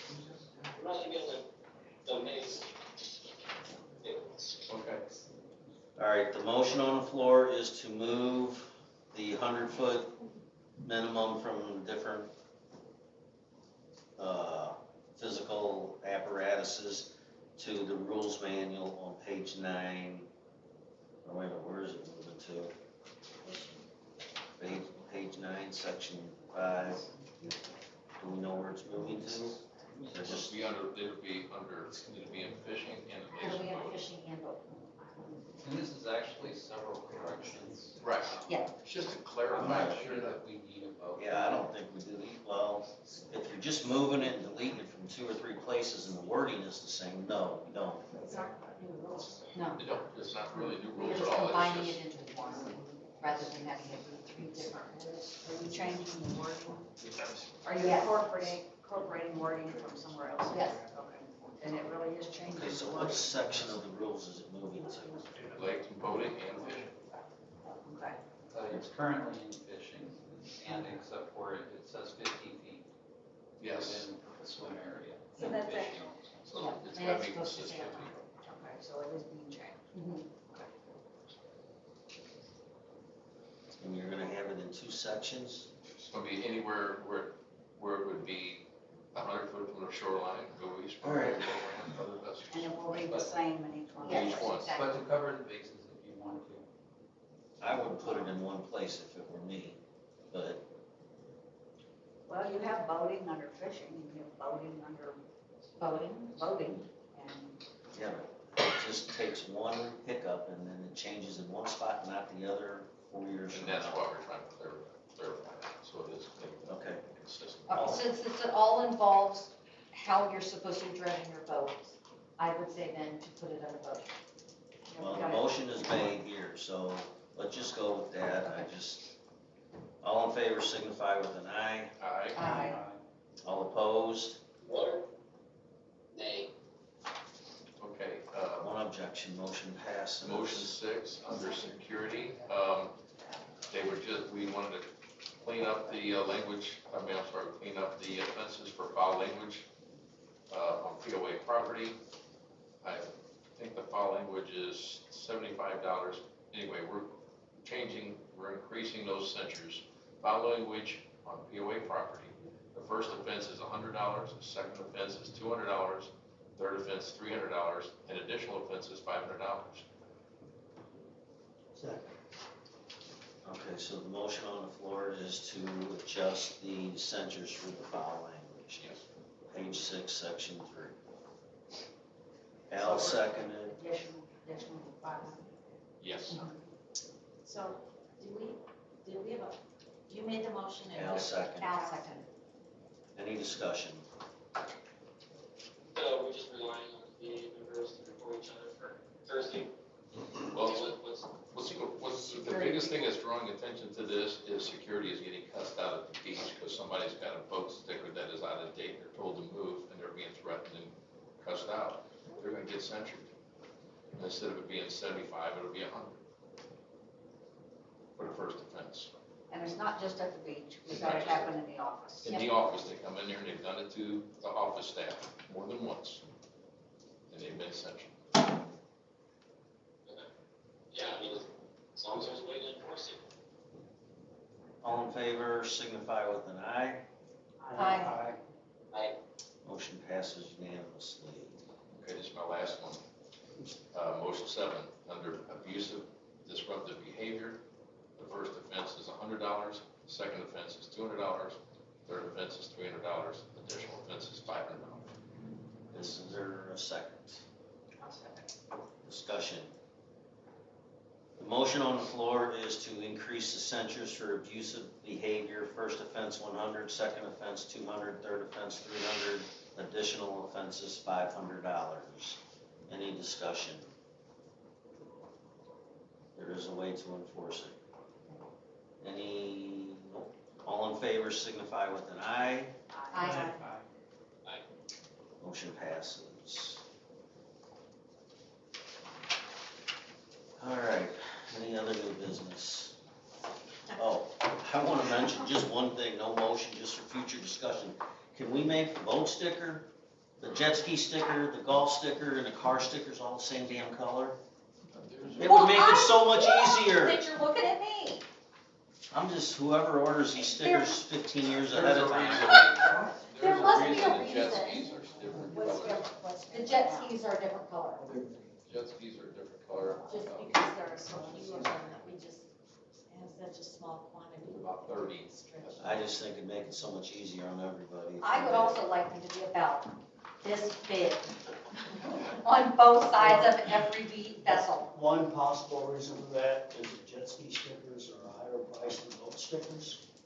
Somebody can come in and buy a boat, call it a boat sticker, put it on the jet ski. That makes sense, Al.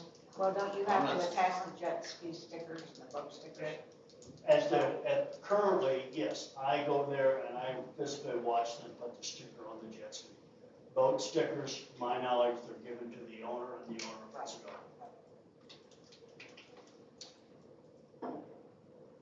Any other motions before we get to the ballots?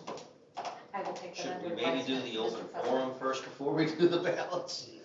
All right, ballot item number 1. Who's reading? Deb, is this you? Well, I organized these, so Got that them we out. there's so many Do pages. you want to drink water?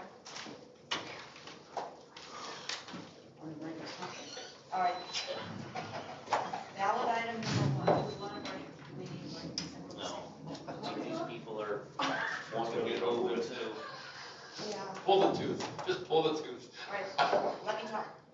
Okay, ballot item number 1, all of the number 1s are regarding assessment language. Washington is trying to get money from me right now. Okay. 1A was submitted by Al, and it is a suggestion that we had 3F be amended to include effective January 1st, 2022. The Raintree POA Board of Directors shall have the authority to adjust property assessments of all Raintree lots once each 3 years. Adjustments shall not exceed 10% of the current property assessment value. Now, I think that before we, I don't know how you want to approach this, but we have an alternate assessment suggestion, which we should think about both of them at the same time. And I kind of typed this up. So that one is submitted by Barb, and this is 1C. And it's easier to understand if you look at the first page under that. Okay, so this is effective July 1, 2022. General assessments on Raintree properties shall be increased as follows. So for 2022, there would be a 10% increase. So if you had, your house was $365, your assessment would go up by $36 or $37, whatever. Then the next year, there would be the lesser of a 2% increase or the COLA based on Social Security. Well, we can decide based on what index, but just a cost of living increase. Then the 3rd year, again, a 10% increase. The 4th year, just cost of living. And then the 5th year would be the last 10% increase in this series, and then after that, a cost of living each year. So these have to be motions, right? We had No. No? Well, we will motion, yeah, I mean, We will accept. we have to make a motion to accept them or to not accept them. But it's the wording that's submitted here, these are ideas, these aren't, in most cases, these are, I think you should try to make this happen. They're not legally written up and defined. This still has to go through legal before it's ever on the ballot. So is everybody clear of both motions, or both suggestions here for assessments? Okay, first one, 1A in section 3F, is as of January 1st, 2022, the Board of Directors shall the authority to adjust property assessments of all Raintree lots once each 3 years. Adjustments shall not exceed 10% of the current property assessment value. The other one is submitted is to do a 7-year adjustment increase of 10% every other year for the first 5 years. That cost of living is ongoing, right? It's 3 Right. 10% increases in alternate years, and then all other years ongoing will have just a cost of living. Right. Oh, 10%. So, 6. So in other words, in 2035, there'll be a cost of living increase too. It keeps going. Right, so it's a 5-year plan, basically. You add them 10% the first, 3rd, and 5th year, 2% or COLA, whichever is less in the odd years, and then ongoing after that, a 2% COLA. So basically, that type of plan allows probably for never needing another increase if it has a COLA attached to it. The other one gives the directors the ability to increase assessments shall not, every 3 years, is that, I guess, all property? Up to 10%. So, in my mind, I look at A as being something that could happen every 3 years. Option C, once it gets past 5th year, it's a 2% every year. And most likely, you never need another assessment increase. Don't have a crystal ball in front of me, but that's how I would relate the two. Any discussion on, Would we merge them into one, or should we just put them both on the ballot? They're a lot similar in that each of them has 10% increases over time. I'm a little worried that, while I definitely can see the logic of your suggestion, Al, I think people will be afraid of the board having discretion whether to raise it or not, or we could also just say, will be raised every 3 well, years. that's a good point, because they No. can raise it if not needed. It says, I submitted adjusted goes two directions. It's highly unlikely we would lower it, but they have, by adjusting it, they would have the authority to lower assessments in future years. So I use the word adjust, not increase.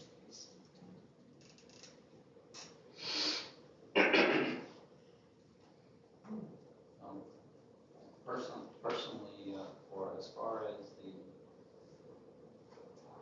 giving the board, future boards, the ability to adjust every 3 years, that means also that they can't make an adjustment in those in-between years, and if they decide not to adjust it in a 3-year period, that means it's it could go 6 years again before we have any kind of increase. That, and the reason I like C a little better than A is it's set in stone, there's no negotiating, it's based on the social security cost of living increase or non-existent increase. And after the 3 years of the 5 are over, then it's just 2% every year.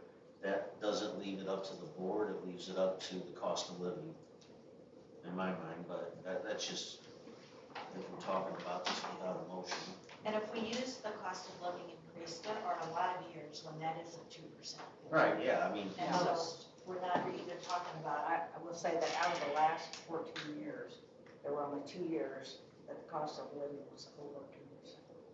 It typically was around 1.5%, 1.6. and so that would be the maximum that. The 2% would be the cap. It could never be any more than that. any other discussion?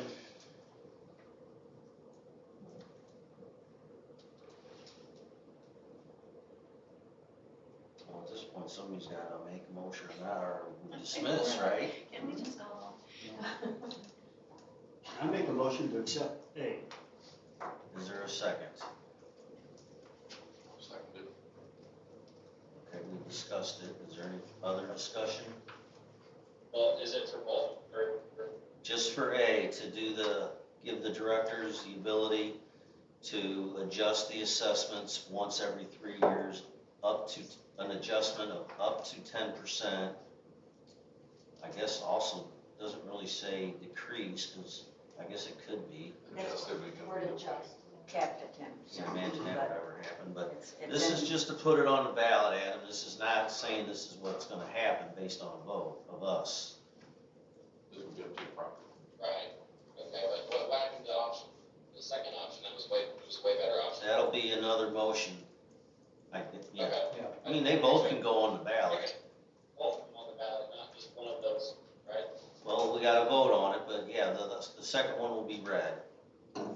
Okay, so the motion submitted by Al to allow 10% adjustment once every 3 years by the board of directors. All in favor signify with an aye. Aye.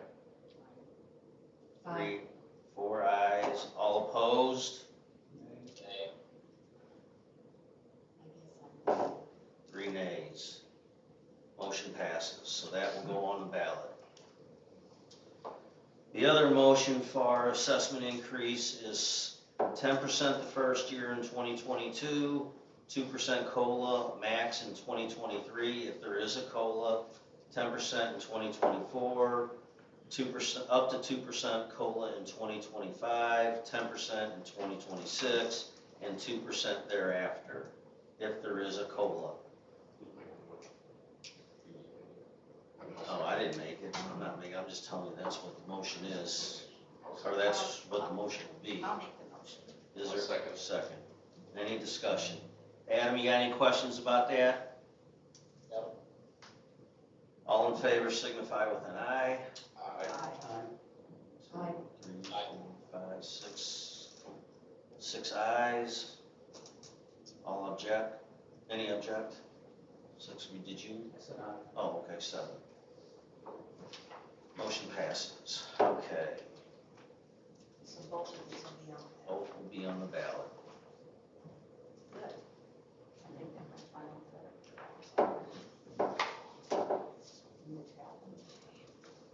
All right, the next item that was suggested, did Joe come back in? No, you didn't No. go. Okay. Anyway, this is regarding parking on vacant lots, which is covenant section 2J. Covenants prohibit parking trailers, boats, personal watercraft, RVs, or the like in front of a residence or on POA roads or property. Maybe an exception could be made for those vacant lots immediately located next to the owner's residence. But there are too many of these lots with these types of vehicles where the vehicles are grown over with weeds. My question that I typed into here is, whose property are we saying that they can park trailers on? And the wording he has is the existing covenants, and it's clear to me, it says that you're not supposed to be parking trailers on empty lots, Whether they're yours or not. whether whoever they So are. if you have an empty lot next to your home, you can't just park Well, trailers. If they're joined, it's one property. Yes, if it's Yeah. yours, A joint lot. but if it's just somebody's property, or even if you just have a lot, we have a lot of this. But he's suggesting a change, you know, we know what the covenants say now. He's suggesting that we change the covenants to allow it.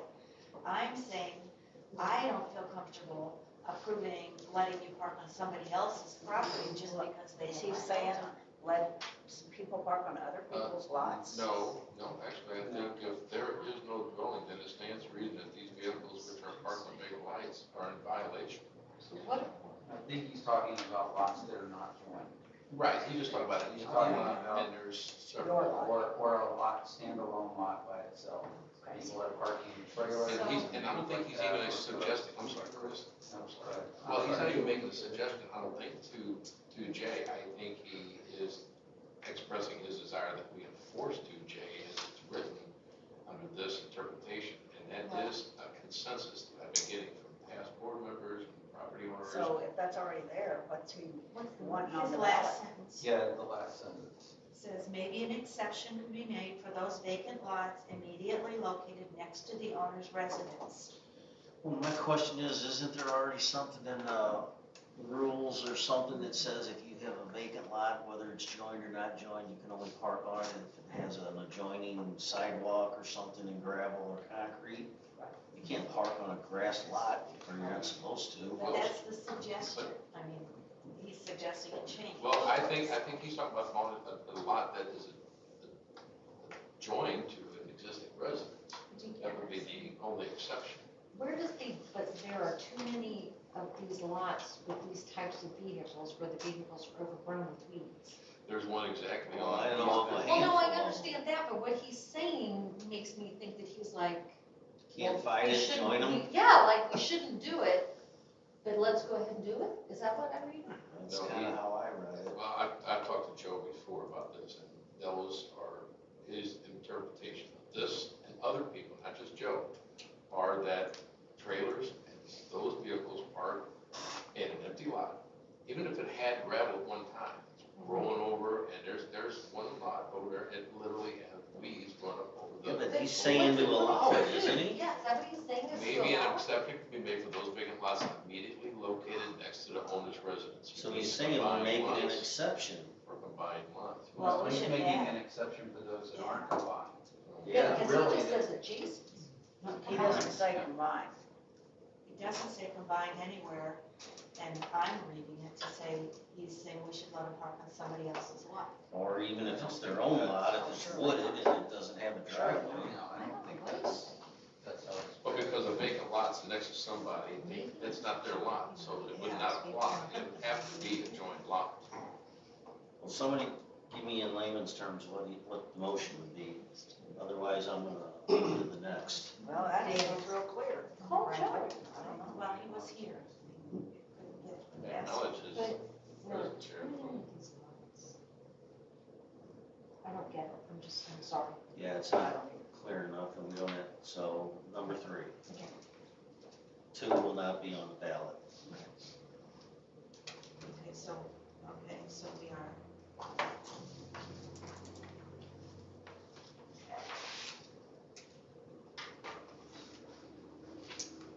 Okay, this next one.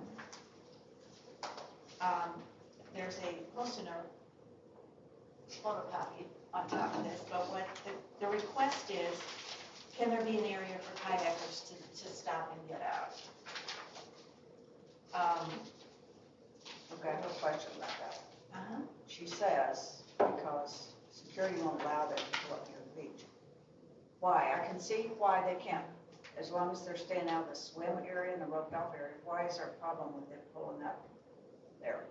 Are we talking about the big lake only? Because there are walkways, or whatever they call them, pathways, that are basically access points from the street to the lake that they could pull up and rest along. That's our next, But they don't know where those are. yeah, Those nobody are knows. very- They're in a kayak and they just want to pull up on the bank. And they tried to pull up on the beach beside the swim area and they got run off.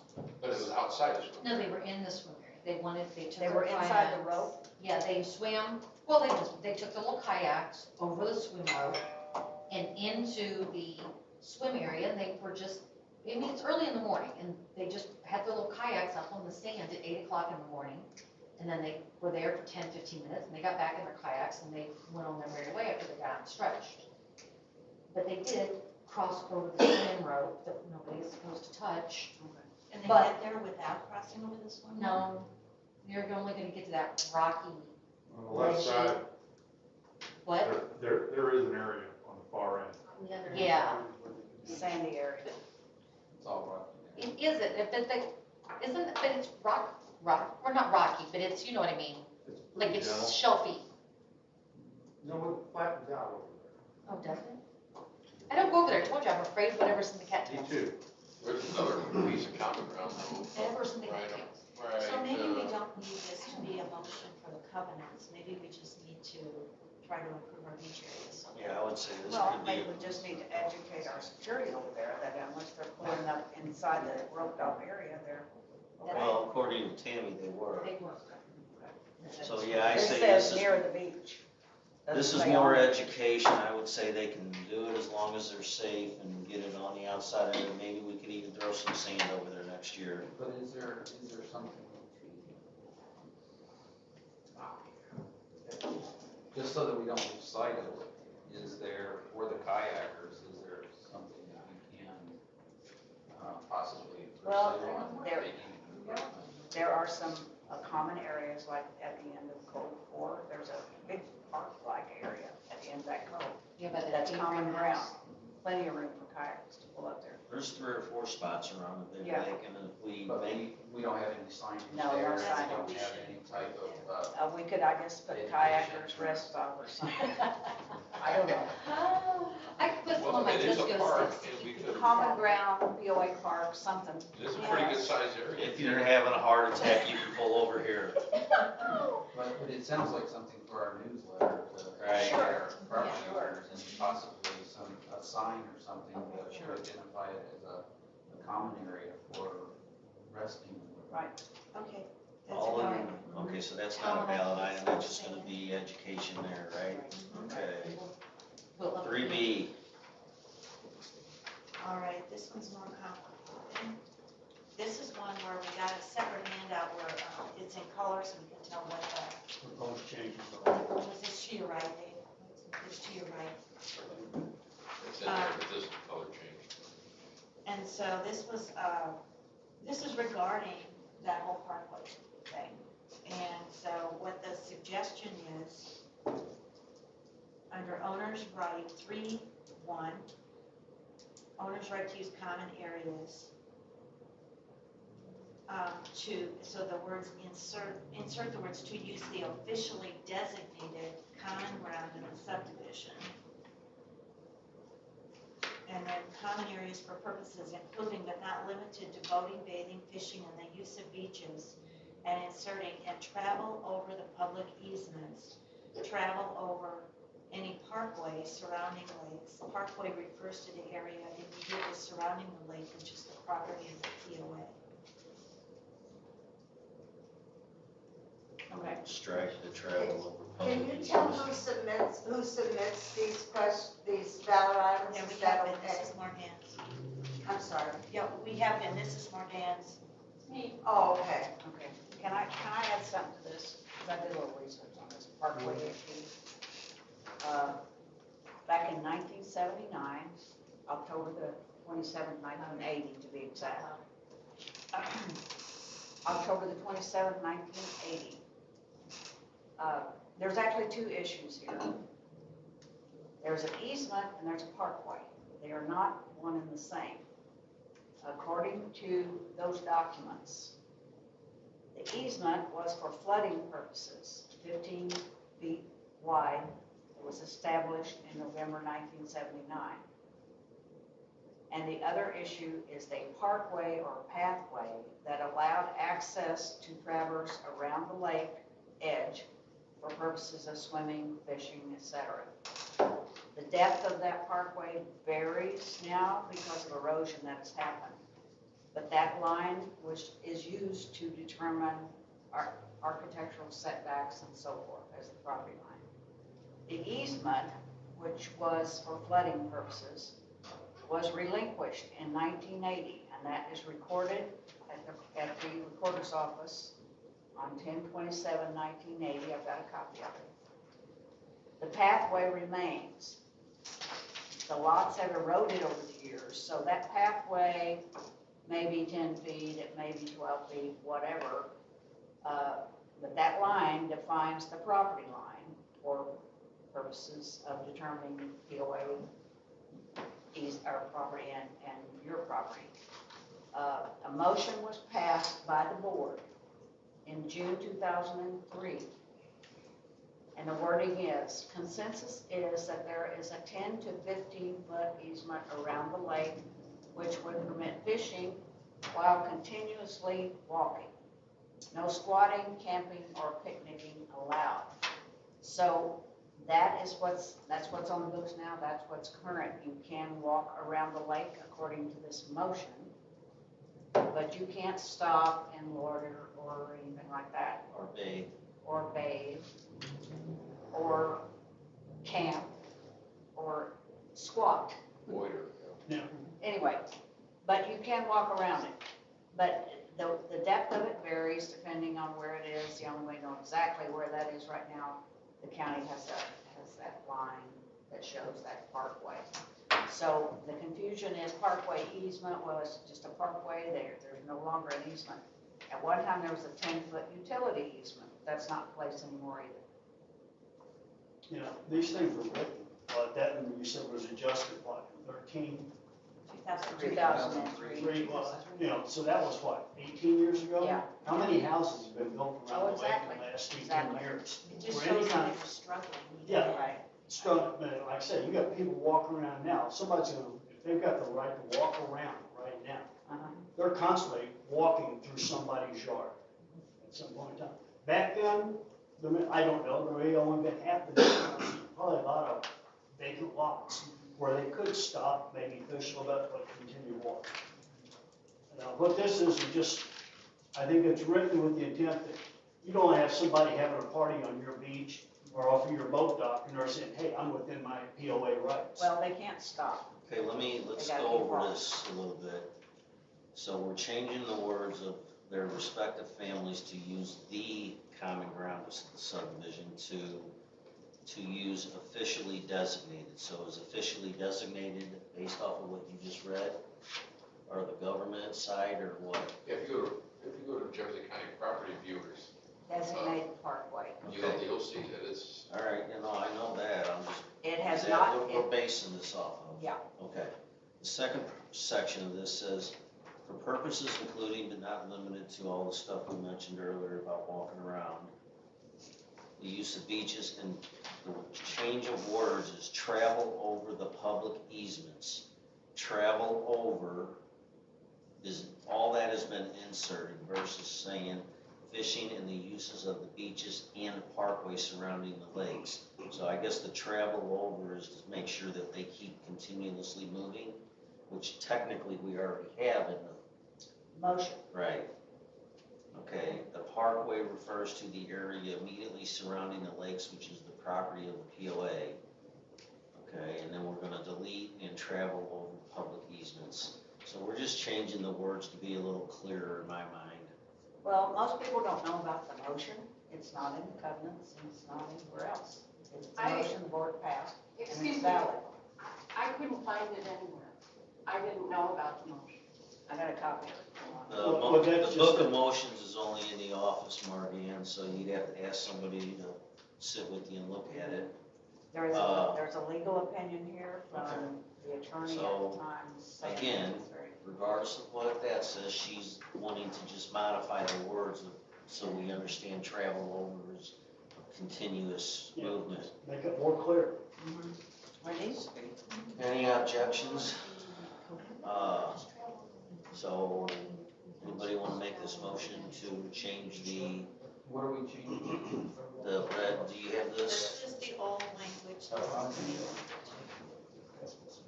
new language. I'll make the motion to have this on the ballot. Okay, so the motion is to adjust the verbiage in section 3, rights and powers, paragraph 1, I guess that is, and all the red designated verbiage. Is there a second? Second. Any discussion? Did you just second it? No, Al. Now, maybe we should say continuously travel. But, I mean, you're allowed to fish. That implies if you're casting, Gotta keep moving. you can't cast. You can't throw a rod and run down the shoreline, and it's just not. Depends on how big a fish it No, is. no, no, my trolling motor, I mean, I'm moving the whole time I'm fishing the boat. But not while you're walking. Got a tie knot. Yeah, you gotta take a fish off your hook, you gotta put your bait on, you're not gonna do all of that at a brisk pace. And I It think didn't say the just law- pace, just a continuous movement. But still, It doesn't mean you have to run, but you can't stop on water on somebody's And it property. already says that, so we're not changing the continuous motion part. That's already stated in the covenants, the continuous movement. but I mean, this is applying that the only reason that you can be there is to travel over it. You can't fish, you can't do anything with the legs, you can't stop and skip around. You can travel. You can travel over. And As long as you're not squatting, you can throw all the rocks you And want. Chris, just going along with what we said earlier about making the common areas more recognizable with signs and so forth, the idea would be that they could travel along the beach to get to the next common area where they could fish. Right. They can access these areas through the common areas, not through someone's property, obviously. Right. And another question that came up about this a lot is, who's liable for anything that might happen on this parkway? The POA is liable. So what is We have the, insurance. But that's actually Right, a risk right. anyway, just like the beach or But- wherever else. And we pay our assessments, we pay the Exactly, insurance, exactly. so that we can walk around the lake. what does the modification say versus what Margan submitted back in 1980? Modifications. What is, The motion. she's changing what is in there now, and it doesn't look like it ever got updated based on this motion that you found. Because they couldn't do it until with the motion. Oh, this is a covenant situation. Yes. Okay, well, never mind, that answers my question. Any questions? All in favor of modifying number 3, rights and powers, paragraph 1 with the red designated text, signify with an I. Um, 1, 2, 3, 4, 5. All opposed? Nay. Adam, what did you say? I didn't hear you. Okay, 6 for, 1 against. next. Okay, and what we're approving is putting it on the ballot. Right. Yes. If they get through that one, that'll be a miracle. All right, the next Okay. two are in direct opposition to each other. 4A, Kent suggests a modification to covenant 1H, only personal watercraft, blah, blah, blah, by the board of directors as of 12/31/2002 will be allowed to continue to operate on Autumn Lake, is what it says right now. And only if the owner owned the personal watercraft on or before 1/1/2022. If ownership is transferred after 12/31/2021, then the personal watercraft can no longer be registered and will be removed from the December 31, 2002 form required by the board of directors. So in other words, it's ending the grandfathering for any additional sales of that jet ski or personal watercraft. I'll make a motion. Is there a second? Okay, so the motion is to sunset the grandfathering of personal watercraft, jet skis, and Sea-Doos, that if it's sold after January 1, it cannot be registered, re-registered by someone else on Autumn Lake, or Raintree in general. So if you sell it January 2nd of next year, you cannot register that personal watercraft in Raintree. Okay, I go back to what Ted told us when we were talking to him about boats, how you can't tell people who they can sell their property to.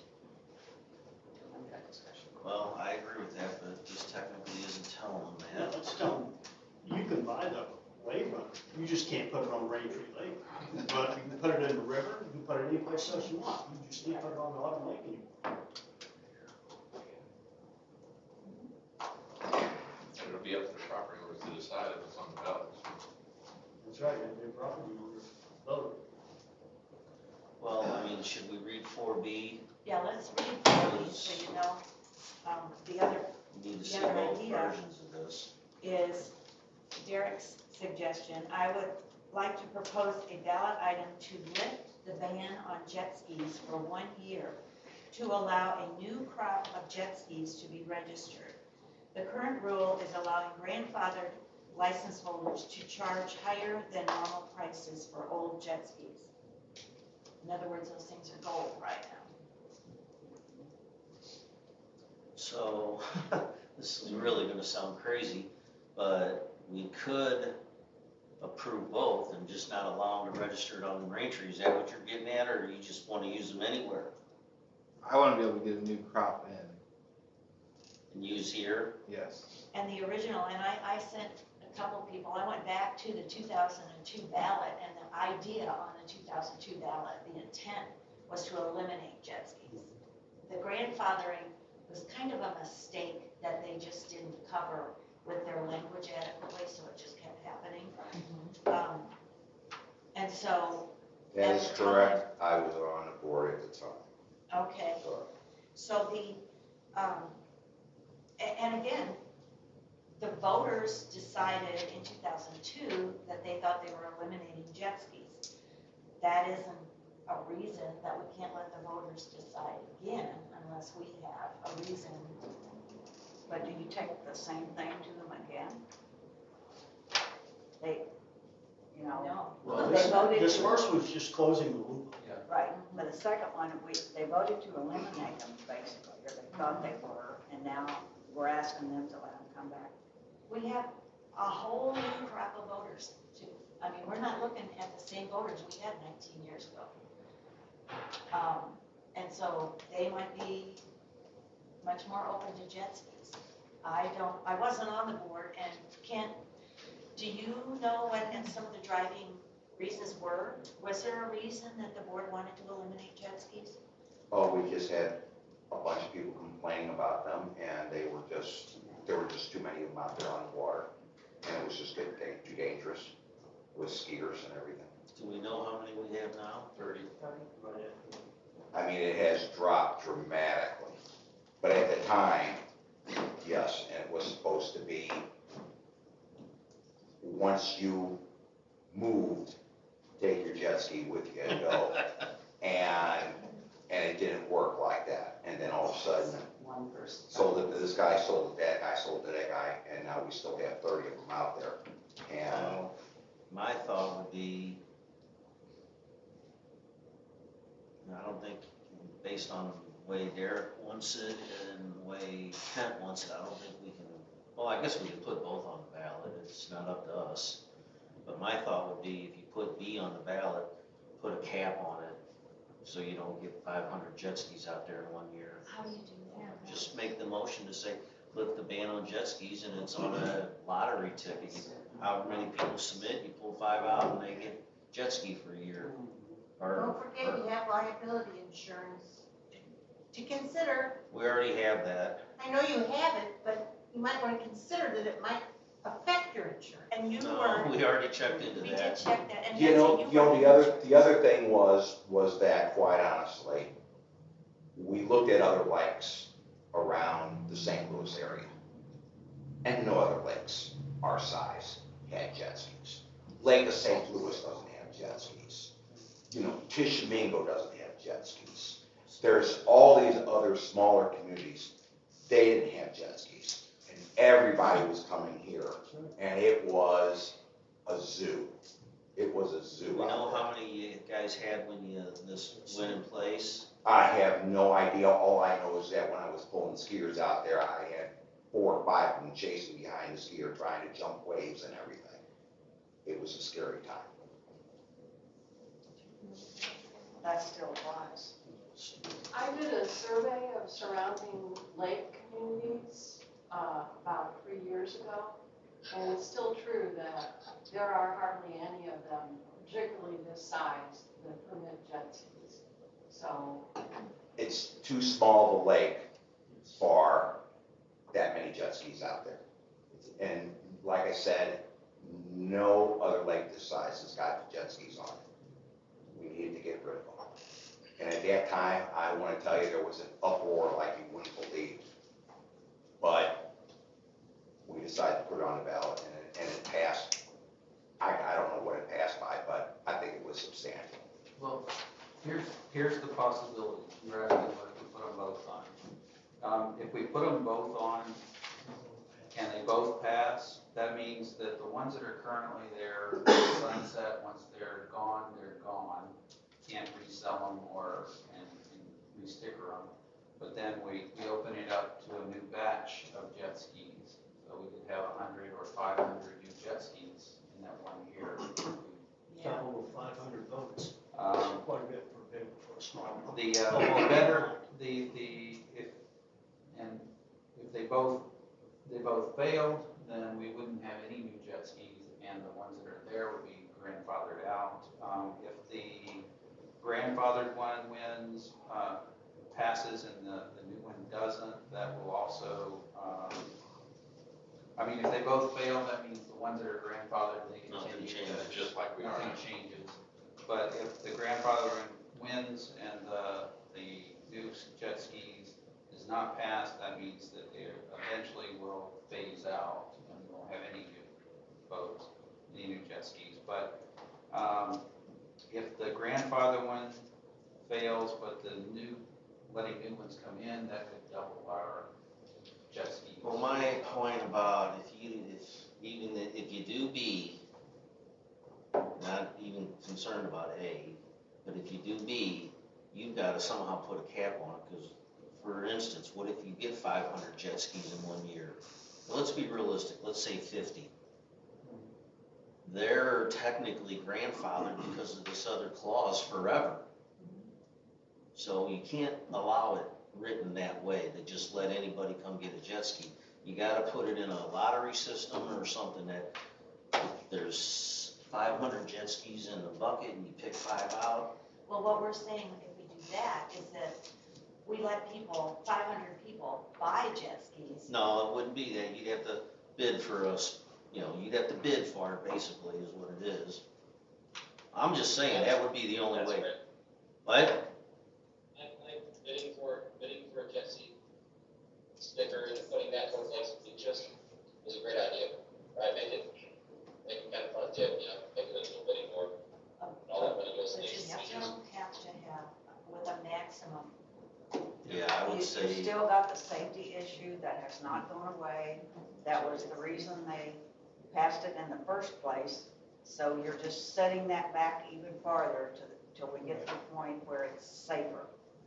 It's not safe now with all the boats we have out there, and you throw in another 50 jet skis no, I'm not saying 50, I'm saying, or any. you know, I don't know what the number would be, but Particularly with the larger boats nowadays. If we have 30 now, I don't see 30 jet skis out there all at once, right? I So agree let's with say you that. keep for what? I agree with that, I see 2 or 3 at any given time, but I see more than Yeah, so let's say you make the number to a total of 40, right? So you allow 10 more jet skis, make it a lottery system. That way, every single year, someone has to bid for their ticket. And all that money goes to Lakes Beaches. well, I don't wanna do that way, Adam, because that's what's called a change of use. And then we basically say, oh yeah, you can buy a jet ski, but next year, if you don't win, you can't use it, so I don't wanna get in that loophole. But if you, just kind of playing off of what he said, I know. if you did cap it at 40 jet skis, and then when you have an opening come up, you could lottery off those new openings. When somebody says they got rid of or they didn't renew it.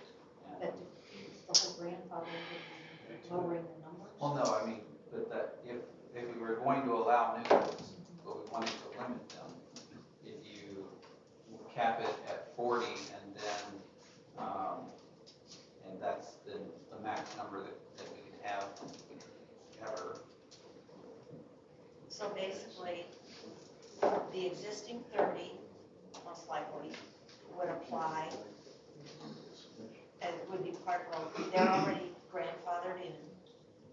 And then we would say we have another 10 people that we could allow to purchase a permit, but then that permit would have to be for their life at the lake, for as long as they wanted. You could maybe then do that sunset on those as well, that they can only use that, they can be the only ones to license that jet ski.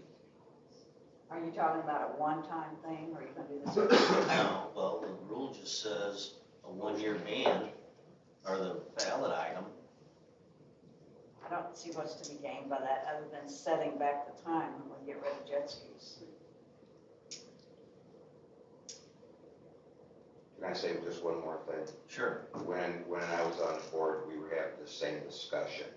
There was one person on there that said, let's let everybody use the jet skis for 1 year, and then all of them go away completely.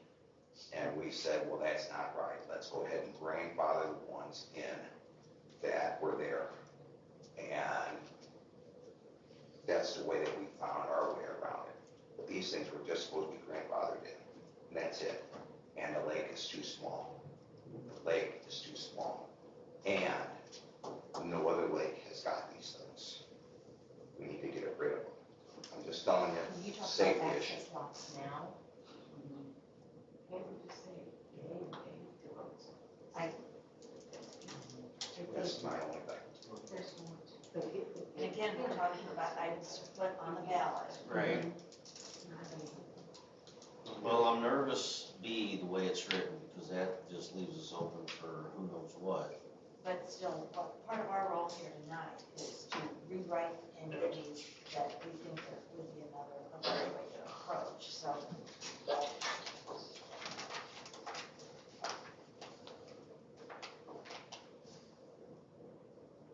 I would go for A, but I can't go for B. Well, we got a motion on the floor, for vote on it. All right, well, we'll vote on them. There's a motion on the floor to sunset grandfather in a personal watercraft, meaning that any anything after January 1, 2022 cannot be registered by anybody other than the existing owner prior to that. All in favor signify with an aye. Aye. Motion passes. Any negatives? Oh, sorry, Adam, you were on mute, I didn't see you. One objection. We don't have any other motions. Is there any other motion that wants to be made on the ban of the new jet skis? I don't know how to approach it.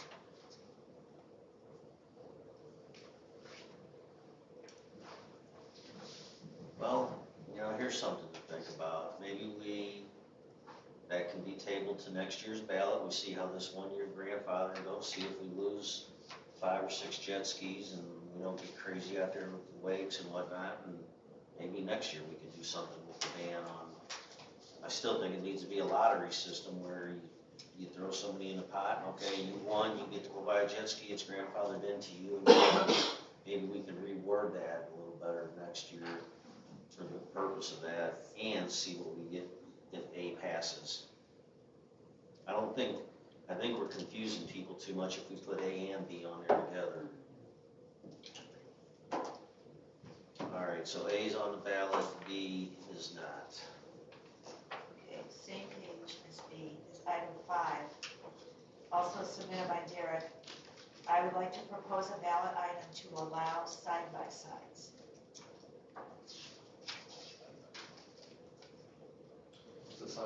Side by side, Derek, can you explain it a little better? I mean, they look kind of like a, Razor. Four-wheeler. Yeah.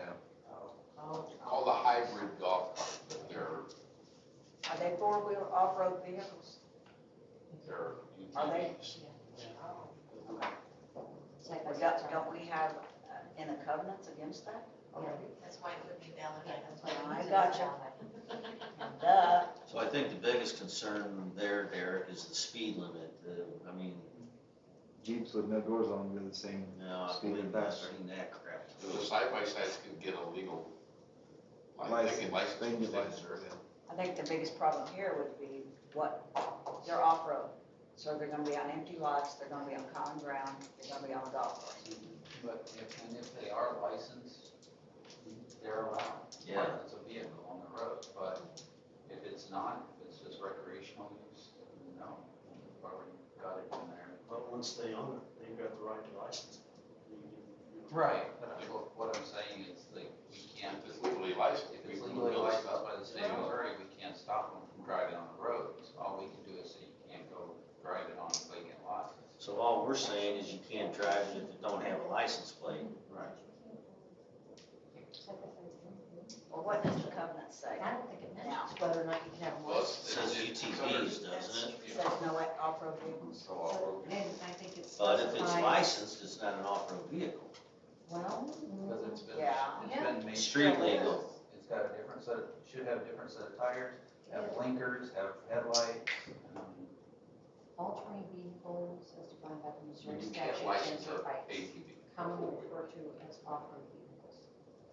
Dirt bikes can But be you licensed. can license the dirt bikes, and they are in here, they're licensed. So I think, and I don't know for sure, I don't know that much about them, but these side-by-sides are not like a four-wheel. They're more of like a dune buggy almost. Like a big golf cart. Right, so, But they have more torque, more power, they go a little faster. That was part of the, So Why would you want one here? If If you you live can in only drive section 20 and you can't drive one of them. that was part of the issue. Oh, with that'd be the golf awesome with carts the in the beach first parade. place. I mean, Flash. for your beach parades, I mean, basically your golf carts, I mean, big tires, I mean, same thing. And what is the advantage of them over what we permit now? Just a different option. Bigger, put more people on. Bigger, louder, faster, funner. maybe you could word it as only licensed side-by-sides. Over there, I don't know how we would prohibit that. Still an ATV. It says, yes. Well, we'd have to amend the No, one it's not it's not an all-terrain vehicle if it's street legal. That's split hairs. No, it is not. If we Not don't by the state allow of dirt Missouri. bikes, but you take a 250 Enduro and you get a legal license on it, it's legal on the streets, how can you prohibit it in here? You were gonna prohibit the scooter, the It moped that says- had a license Well, plate. that's kind of All-terrain mentioned scooters by vehicles. name here too, Well, doesn't it it? says dirt bikes, it says all-terrain vehicles, motorized scooters, gas or electric shall Well, not there's have. dirt bikes in here with licenses on them, should we start censoring them? Well, Yeah. does it say you should? The one, are you talking about the? No, for I sure. don't think we can censure anything that's got a valid Missouri license plate, can we? Well, here, On the see, streets, no. it's talking about golf carts, golf cart. License to drive on streets. Maybe something I'm not moves sure. or something like that. I think Lights. they're not mutually The inclusive. only thing that we can do is they gotta obey the speed limit. If they're licensed, right? The Yeah. Missouri licensing regulations at all times. So street legal means different kind of tires. Different tires, usually lights, blinkers, brake lights, Well, that I have on my horn, golf cart, but And that's it, it's in the city. seatbelt, air conditioning, heat. TVs are. Golf cart is designed and manufactured for use on a golf course, which I don't think side-by-sides are. We've been through this argument, there's no golf Yeah. carts, I've talked to no golf carts that Well, allow. but what we're talking about right now is changing what we allow. So we know we don't now. The question is, do we want to allow voters to decide if they want to add that? Says it should not. Well, I wouldn't have any problem with them if they stayed on the streets. Well, for that matter, I would have. a Well, I mean, problem that's with boulders if anything they for stayed on the that street. matter. Well, yeah, but these type of vehicles, if they We had a do problem the with ATV the thing, tariff they're No, not. no, I get that, I'm just saying, if they put a plate on it, there ain't nothing we can do about it, I would go that route and just, We've had incidents where there have been four-wheel drive trucks Going up the bank. pulling up the dam. oh, I get So that, that's- but. And that was a street legal vehicle. Yeah. That was, So maybe that's it, maybe we just, if they make it street legal, then make it street legal, but if it's not, well, I don't think we need to add or change. yeah, that's what I mean, yeah, we just let it ride. You just, I don't think we allow it not to be street legal, because then Yeah, that exactly, gives the yeah. impression that it can be off-road lots, dirt. So you can't bring your side by side up there and sticker it as golf cart. Well, my golly, you You can cannot. stick it as a car Yeah, you can take it to the. for $8 DMV. less. As long as Figure. the. I'm getting one tomorrow. as long I'll as get the that, license but plate's that's a registered. whole nother argument. I'll take Well, the red maybe one. I'll change that rule today, Wilbur. I'm joking. All right, where are we? All right, so B will not be on the ballot as a non-registered, A. or Five. whatever, B. Number am I 5? 5. But Derek, if you wanna get a side-by-side and put a Missouri plate on it, Yeah, but what about the ones that aren't, that can't be registered like that? well, I don't know, now we've added a whole new. I mean, like a razor, I'm not sure all razors have the headlights and taillights. Those That's, would be then considered those ATVs. will remain. Straight ATV, four-wheelers, those are all. But they're not, they're like a golf, I mean, they have 4 seats, they're not driven with, they have steering wheels. But the intent, when they allowed the operations of golf carts, it was golf carts. I know, that's why I'm asking to change it. I think we can ask if the community wants to go to side-by-sides. That's what I'm asking for the vote, is for the community to decide if they want to go to side-by-sides.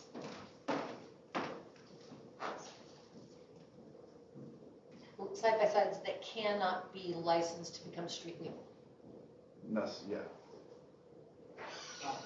Well, this changes everything. sorry.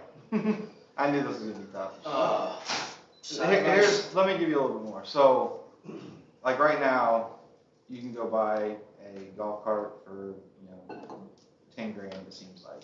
You can buy side-by-sides for 8 grand right now. They're more to them, they're closer to a car, more safety features built into them. And if it comes down to law enforcement, that's where we have to do anyways. And so, if you're worried about the speed, if you're worried about an off-road, then you shouldn't be doing that anyways. I'm just trying to be able to get a nice vehicle I can take to the beach and not spend 10 grand on a golf cart that's low as a price. So I'm hearing what you're saying, Derek, and I'm not really against it. My concern is that you are a common sense type of person, but somebody else that has a side-by-side that isn't street legal may wanna fly around here, across the dam at 10 o'clock at night on a Friday and Saturday, Or across the beach. or the beach, or the dam. They can do that in their Jeeps, I mean, they can do that in anything, I get that, but we don't wanna give that impression that we're allowing that kind of behavior. That's my biggest concern is the damage. I mean, hell, we see what they did to the golf course a few years back. Or something. That was a razor. Yeah, I'm just asking what the community decides they want, I'm not trying to. So if you allow them to on the streets, right, do they get a sticker as a car? Or as a- As a car, As a car, it's street legal, licensed and street legal. Registered with the DMV, personal property tax paid, real insurance. And we don't have to manage. Right.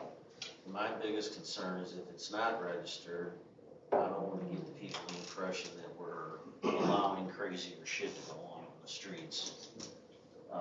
That'd have to be. Well, it would have to have a car sticker, and it would have to meet all those requirements of Same as the security registration, guidelines. license, insurance. Yeah, but that's what they're saying, that it can't be registered as. Like, I'm not sure if the base model ones have headlights and all that, which will do the street legal. Then it can't be allowed. That's why I'm asking for the rule to vote to see if the community agrees the same way. I think it opens up too many options if we would call out one manufacturer, one type of ATV as an exception. I think it opens up a crack that we're gonna be discussing this next year to add razors or add. It took years to get this kind of clarification. It's still a question. Yeah. It's explicitly clear. And if we do put it on the ballot and it passes, what's our worst case scenario? We have them all over We the have place. Down the banks. 150 ATVs running around. They have to be on the road. I mean, if we allow it, we have to make it clear that they can only be operated on the road. They can't be run through lots and down to the beach. You know enough people, you know. Well, then we can It's the same with censure, golf then we've carts. got something to If we censure. catch them, It's, yeah, we It's have gonna a be a deal headache that's catching to- them now. to sticker them like cars, are you gonna have to inspect them like we do golf carts? To make sure they're street legal? We've only got 250 golfers. Well, if they have And a we also- registration. We also have to watch for unlicensed drivers. Oh, God, Right. this is unregistered. So, this is a covenant change, right? I've got something on that. So currently as it sits now, you can go to the state of Montana and register pretty much any side-by-side that meets those criteria. And a lot of the allure now is townships and other states are allowing these publicly on our road. I'm sure you've seen them going back and forth for agricultural purposes. It's only a matter of time before they're gonna be street legal. I mean, I actually thought about going out and getting one registered in Montana and driving my Razor 1000 XPS up to the beach because I can. If you put it in the covenants, then you can restrict it. You can restrict it to a decibel level, you can restrict it to a CC size, you can curb this beast before it gets out of control on a back. So you're being proactive about it by getting in front of it and saying, hey, you guys can bring in your side-by-sides. And then you can also put it into where it's the penalties for not operating it in a manner, or, you know, hey, you know, you do it one time, $1,000. Do it 2 times, ban for a year. Do it a 3rd time, ban forever, you know. If you wait until, you know, a guy like me runs out and buys one and registers it in Montana, and I'm driving my Razor 1000 XPS because it's a licensed vehicle with the DMV, you know, it's only a matter of time before people start catching on. Townships and all these places are all becoming way more friendly to these vehicles because of, you know, ongoing emission restrictions and stuff like that. These vehicles are they're just becoming a lot more popular that way. On the other thing, if they are being operated on the road, you know, they have blinkers, they have, you know, they have crash rated cages, they have seat belts, they are a lot safer to operate than, say, a lifted golf cart or something like that, you know, that easily overturns and things of that nature. So I just say if we get on the front side and have a CC restriction, so you don't have the 1,000 CC ones that are up here, you know, limit the decibel rating so someone's not out there putting a loud exhaust, keeping it up your neighbors at night, or say that, you know, no modifications beyond the factory exhaust, because they all meet the highway standards at that, you know, the 80 decibel rating. So how are some of them, like Derek was talking about the ones that can't be registered with the DMV? So those manufacturers probably don't have the funding and stuff to do the crash ratings, of, you know, the cage certifications and things like that. They're typically a lesser vehicle than some, the ones I'm talking about are $30,000 plus, you know, so. I would not let them in and not have to deal with it. Because I know our Kawasaki mule could be licensed for the street. So the ones that you're talking about are 30,000 plus, that's more than a golf cart. I mean, Licensed. I'm just saying, if you get out ahead of it, you're gonna be on the front end before you see a bunch of them running around with license plates on them going. Outlaw it to begin with, you don't ever have to worry about it. Exactly.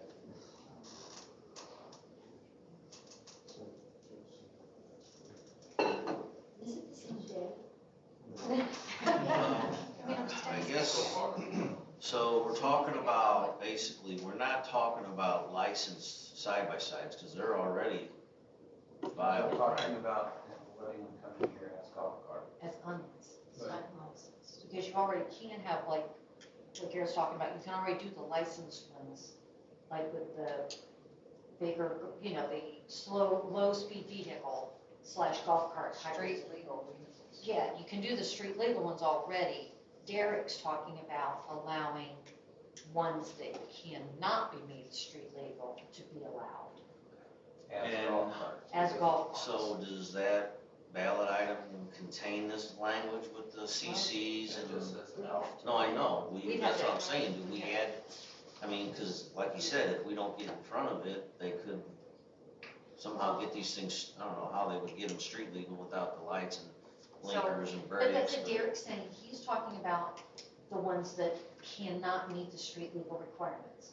Garrett's talking about the ones that you can come in right now and you could go to the DMV and get a side-by-side and get a license plate on them. You could do that right now, and Raintree can't do anything about it, but sell you a $2 sticker. But Derek is talking about the ones that cannot be taken to the DMV and cannot get a license plate. Stickered as a golf cart. He wants to have them stickered as golf carts. You're gonna really open up a can of worms, you let that in, all the people with these green machines and everything else.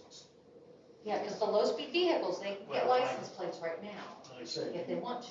But Derek is talking about, Derek is talking about the ones that cannot get the license plates. Well, we know the grading machines don't meet our covenants. we need to do these, with it. Right, but the point is there a reason we don't want them? But Because we're talking about changing, a potential change to the covenants. And so is there a reason that we don't want to give people that option? But the green machines, you can take those to the DMV and get state license plates for them. All of them? Yes, Okay. you can take those because they actually have a title, they are a low-speed vehicle. You can get those plated. Derek's talking about the ones that do not meet the state requirement to get a license plate. Garrett, second row, he is talking about the ones that you can get a state license plate for. I'm not sure that answered my question. Is there a reason that we don't want them in Raintree? They're ATVs and they can be destructive. For the potential destruction? Right. That's a reason. Their primary purpose is Off-road. off-roading. And And there's a lot of places here to off-road that would be damaging. Other Yeah. people's property, I know. common ground. Near my area, there are some trails that kids have run. But they're dirt bikes. Yeah, there. I mean, I will say this much, if we had a paid security officer or something where we control it and really do some censoring, way to enforce these rules. Well, let's up that $1 a day you're paying to live here. Yeah, we just passed a motion for an assessment increase. Are we through discussing this? I don't know. Do we have a motion? Have we We don't discussed have a anything? motion yet. Does anybody wanna Somebody make a make motion? I mean, I think if they should have a license. I'll make a plate. motion. Table and research. Is there a Say your- second? Say your motion. I make a motion that we add a ballot item to allow side-by-sides that are to be used in the same manner as golf carts are currently being used within Raintree. Is there a second?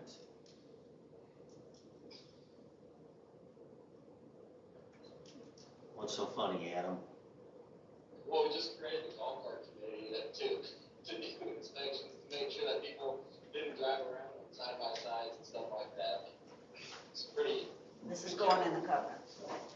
So we have no second? No second. Well, hang on a minute. What was the stipulations you were saying? I don't have first inclination of what size CCs and restrictions we know. We could put a rule around it, but again, that can be changed, so.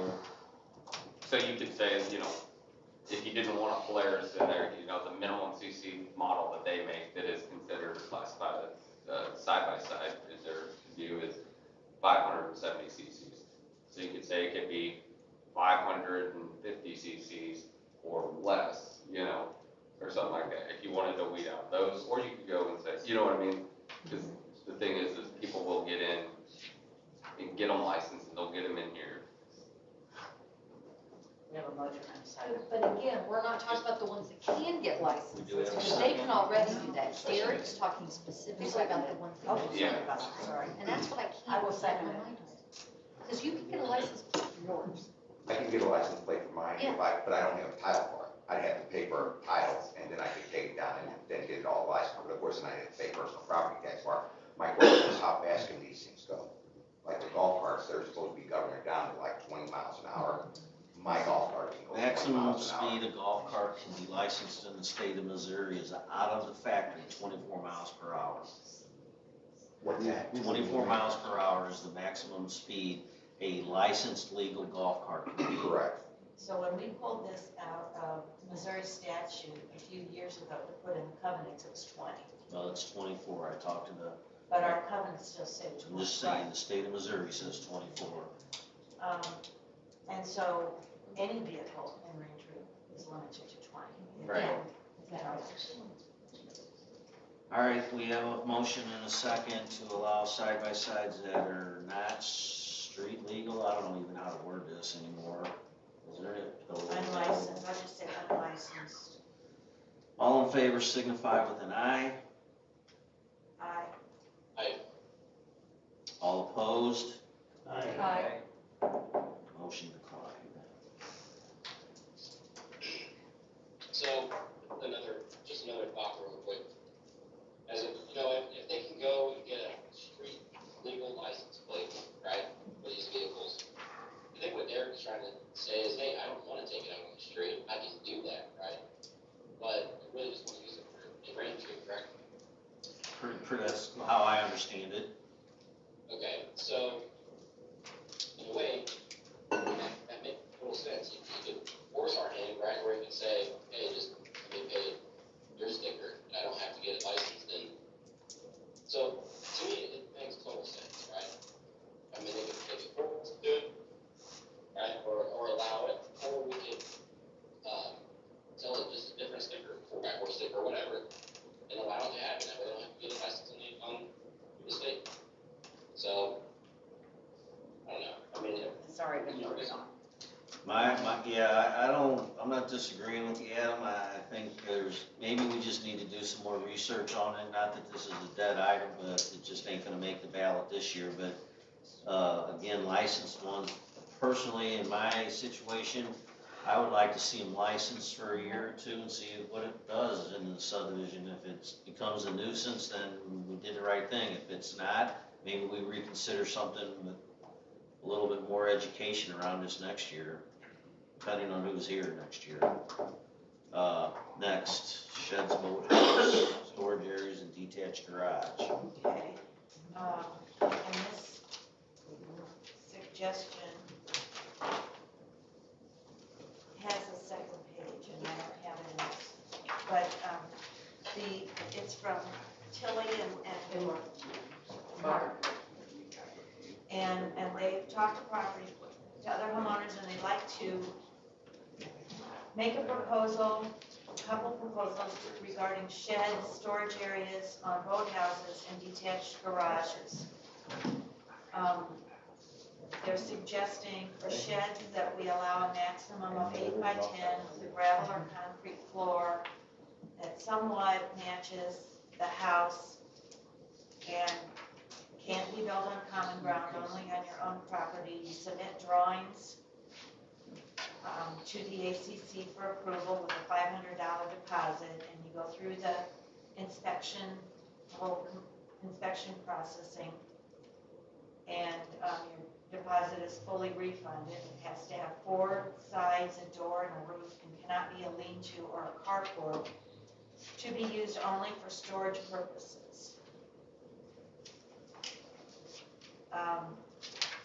We already have, we've got outbuildings, and we've got detached garages only if the property is 1.5 acres. And so. Outbuildings in the 1.5 acres and the detached garage.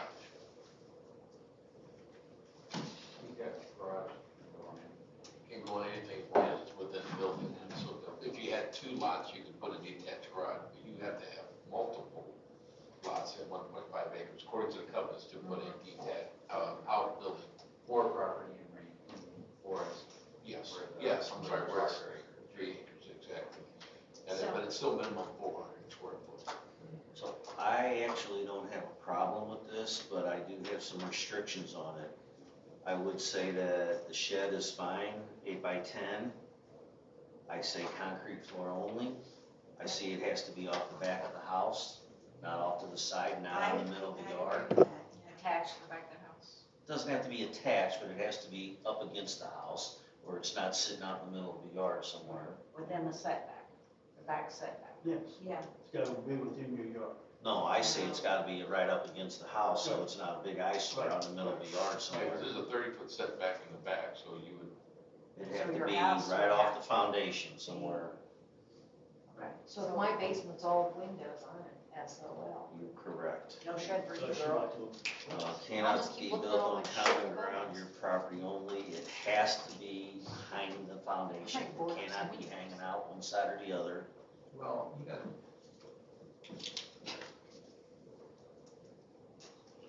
I think. I make a making- motion I think to putting approve it, this. putting it right up against the house is, going to cause some additional, engineering headaches. Well, And let's come up with a gap between there, a walkway or something I between think there. if you had something like 5, no, You want to no second it more so than we can 5 vote on feet. No, I wanna get from the through my house. restrictions first. I think if you had it something like either no more than 5 feet or no more than 10 feet from the back of the house, instead of right up against it. 4 sides, door and a roof cannot be a lean-to or carport. Well, isn't that gonna be a problem with the setback? Because the house typically, maybe, a lot of the houses are barely within the setback. Then you put a shed in there. The shed doesn't fall under those restrictions. Yeah. I think that's what we're saying, it would have to be within at least a 30-foot Yeah. setback. Then your house And is gonna usually be, there's most houses, or most properties, except for the ones that are built right up against the setback, those would either have to ask for a variance through the ACC, get approved. They would still have to have concrete, but I think if you allow it to go at least 5 feet away from the house, you could put a sidewalk and a doorway there, or at least have an area behind it, instead of right up against another structure, because I think that's being a little too restrictive. I think Dave may be thinking about, like on the lake, for instance. Yeah, All the backs of those exactly. houses up Lake against or the lake. Golf course, All or those even people- neighbors. Put a shed in their backyard, that is gonna be an eyesore. You don't want the shed sitting over there. No, but I mean, if it's just a few feet away from the house, 3 feet. 3 feet, walkway. 5 feet, if you had no more than 4 feet from the house, from the back of the house. Because you can turn it long ways, still be right behind the house, have the opening, to the side instead of the back, and still be within the Hey, setback. Dave, I have a question. Yes. I'm just thinking out loud, just thinking at my house, and a lot of houses have a basement, and then you have a patio. And if I, the homeowner, would want to put it like under my stairs, under my deck, I'm right, okay but with there's my that. patio, I could put it there. It's just, I drive around and stuff like that for the garage sales. I see all these, you have all your lawn equipment and boating stuff. If you just have a little place where you could at least store those things, and I get the restrictions of the concrete floor and all that, because these are just suggestions. I know that you all know the covenants a lot better than I do and that type of thing, but, having a way to drive your lawnmower into it, so if it's right up against your house, you're gonna get into roofing problems, So with let the me shed. word it this way then. I'll make a motion to approve sheds, maximum of 8 by 10, must have a concrete floor, must match the colors of the house, could be fabricated, and I'm not crazy about metal shed. I would say, I don't know what the hell. Yeah, because of, Rubbermaid makes them and stuff too. Yeah, the resin ones, It needs to be the same materials as the house. Well, Yeah. it's gotta be ACC approved.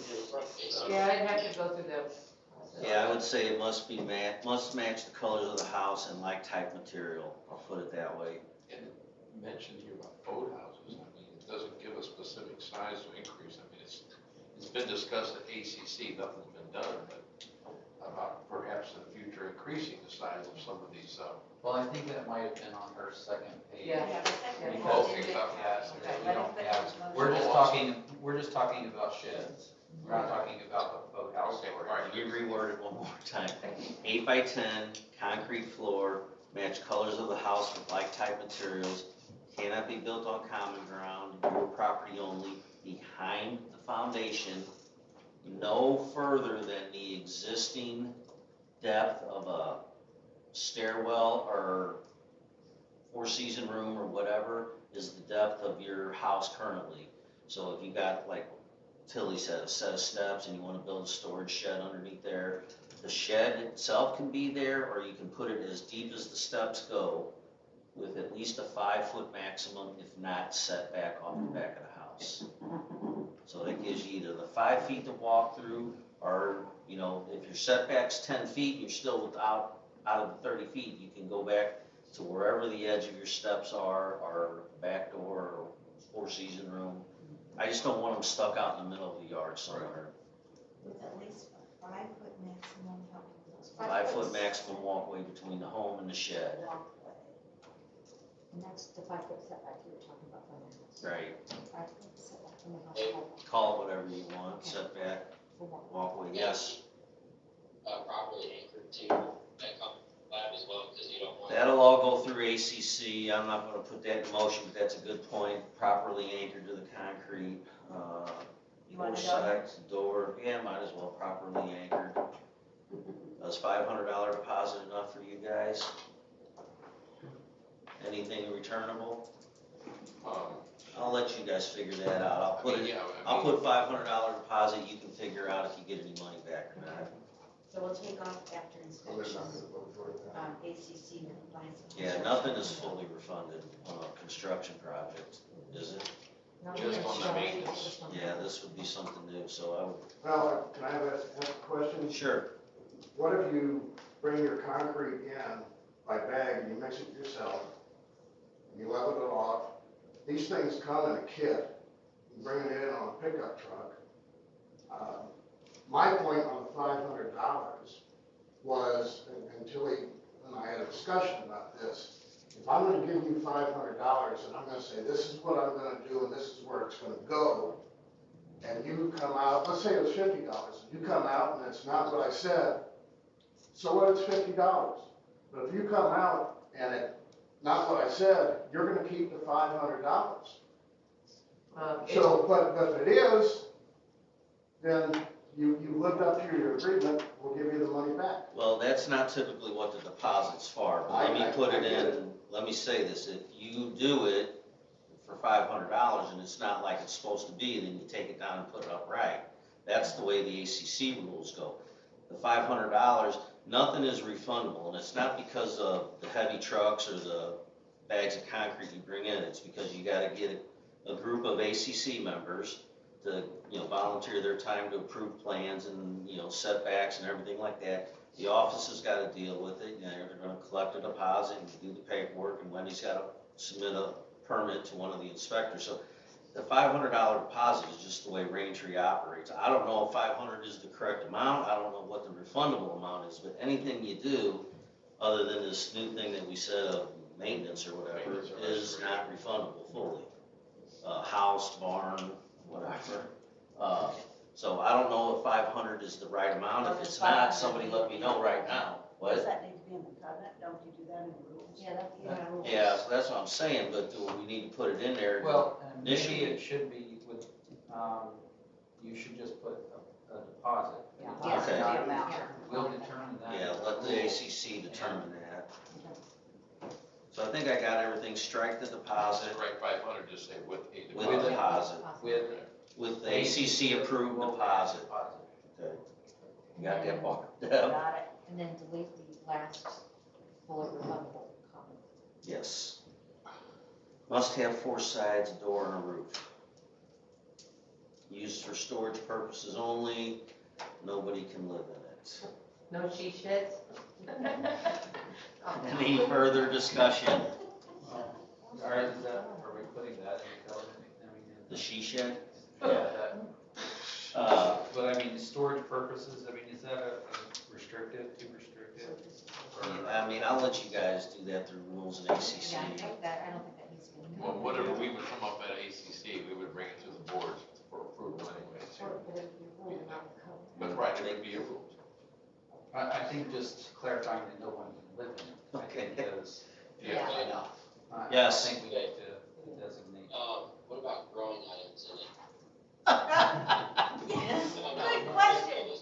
No greenhouses, recreational or otherwise. Well, what about running utilities to it? No electricity or something like that?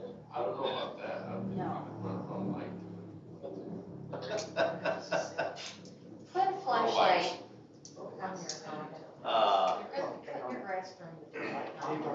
And I'm gonna leave up Yeah, to I think that's ACC. still restricted because we let, Just something to think about. No, I agree. we have lights in boat houses. Yeah. I don't see how we can keep somebody from running electricity out there.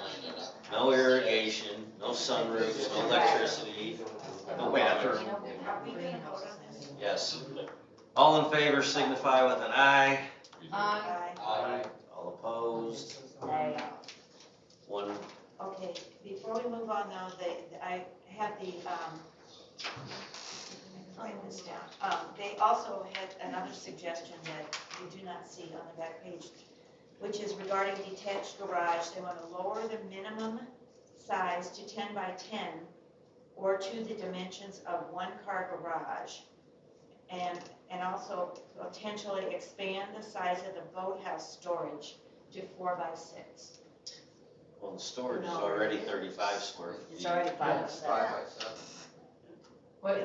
I don't know, these are suggestions I had from my So neighbors. the boathouse storage You know- is 35 square feet, 7 What by is it? 5. The It just says boathouse 34 storage, square feet. Is- boathouse I'll just storage use is an currently example. What other way 35 can square you get feet, set? which is Oh, 5 by somebody 7. said it was only 3 by 3. 5 by 7? Oh, okay. That's the One one guy just just did the like storage. 40 square feet, and I'm like, dude, you're so concerned about that, you're gonna want those extra feet back.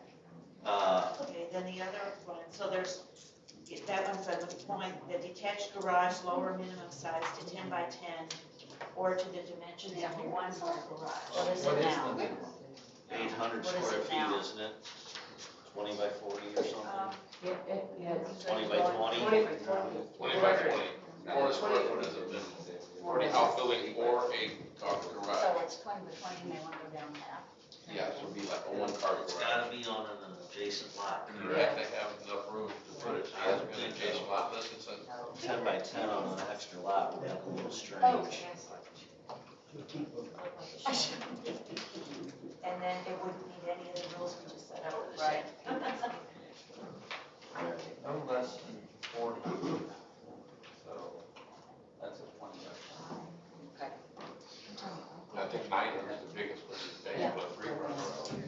900 is So I'm going down to one car garage. Because I left before. 25.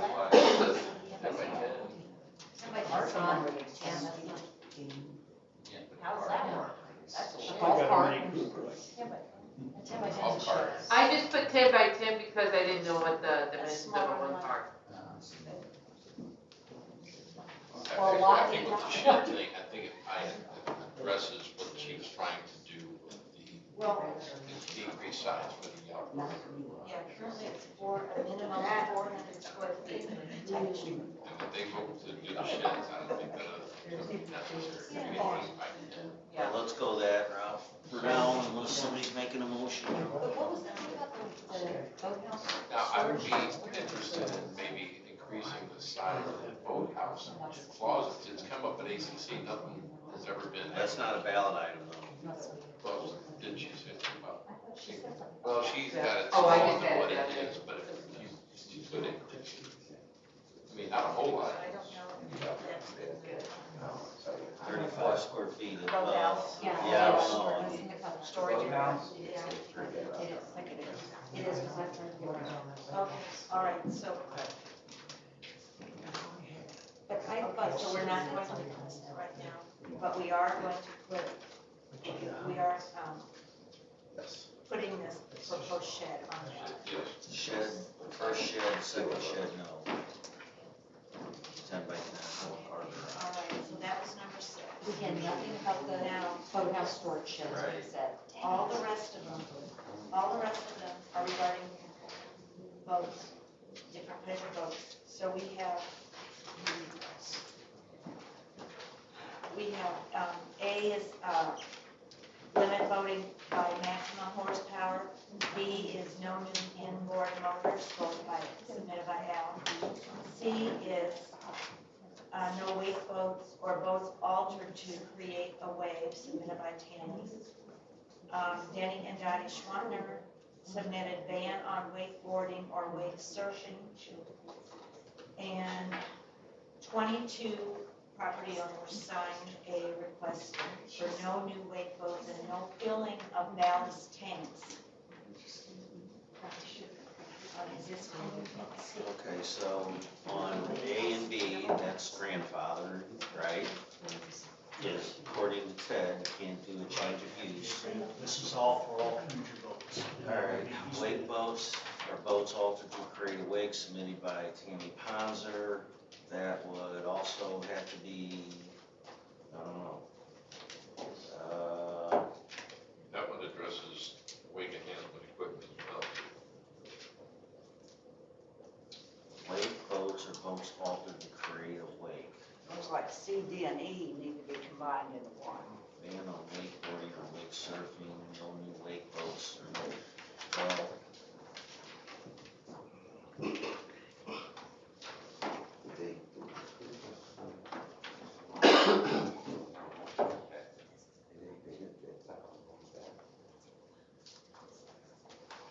What's the maximum horsepower, Al? I submitted 100 horsepower. Now, if we can take these two, if A goes on the ballot, that would take care of B, because I don't think there's any inboards less than 100 horsepower motor. And personally, I think 100 horsepower for this oversized pond as a DNR and a highway patrol water department calls automatic, that's still a lot of horsepower for such a small body of water. So there's no need for boats to have over 100 horsepower to get to the lake and the other end of the lake 5 seconds beforehand. Anybody that has one over that is grandfathered in, They would right? have to be grandfathered in, yes. And it would be an easily enforceable rule. Somebody comes up, a new property owner comes up and says, I want to put a boat on your lake. Ask them 2 questions. Is your boat 24 feet or length or lower or shorter? And what's the maximum horsepower on your boat? Or is your horsepower on your boat 100 horsepower or less? They have to say yes to both. If it's under 24 feet or less than 100 horsepower, bring us your paperwork and we'll sell you a permit. Okay. Do we have a motion for maximum 100 horsepower? I'll make the motion. I just wanted Is there a second? all votes? Yes, For any boat, all boats, Future votes. from starting next year, first of next year. January 1. Somebody second that? I did. No, you made the motion. No, I didn't make a motion. Oh, Al made the motion, okay. We got a motion and a second. Any other discussion? I just wanted to mention that he does include a Yes. grandfather clause that would be only subject to the current original boat owner only, so that we would not be transferred over. That's what these are. Larger boats. All right, I have a question. What's the problem with a bigger horsepower? Is it speed? We have a speed limit. Again, enforcement, Adam. We can't enforce that, Barb, We can't Plus- enforce it any better if we change it to 100. but they will go slower. Plus, these 250, 300 horsepower motors, do they create a wake? Yes. Do they create a wake bigger than a 100 horsepower or 50 horsepower motor? Yes. Is it bigger than a wake boat? Probably not. But it's just prolonging this damage these big, oversized horsepower boats are doing to the shorelines. And it's not a matter of if the DNR shuts the lake down, but when, because of all the current big boats we got. The sooner we cut them out and get it lower, the longer the lake will remain open for pleasure. And I think that's the point. We're just trying to figure out a way to keep the lake open with recreation that we currently have. Either, go that way for 5 years or 3 years, depending on our activities and what. So we're not talking about, causing anybody here to have to To sell be their boat. future No. boats. No, So to be enforced by somebody coming to the window with a boat on, as you said, is it 24 feet? Does it increase, is it a horsepower 100? They say yes to one of those, don't get a sticker. so you can't put it on our lake. We just passed rules saying that we need the rules even though we may not be able to enforce them. So now you're saying that's just the opposite. I'm not sure how about. I say, No. we have a speed limit, you say, well, that can't be enforced anyway. But we can enforce horsepower. But that won't keep people from speeding.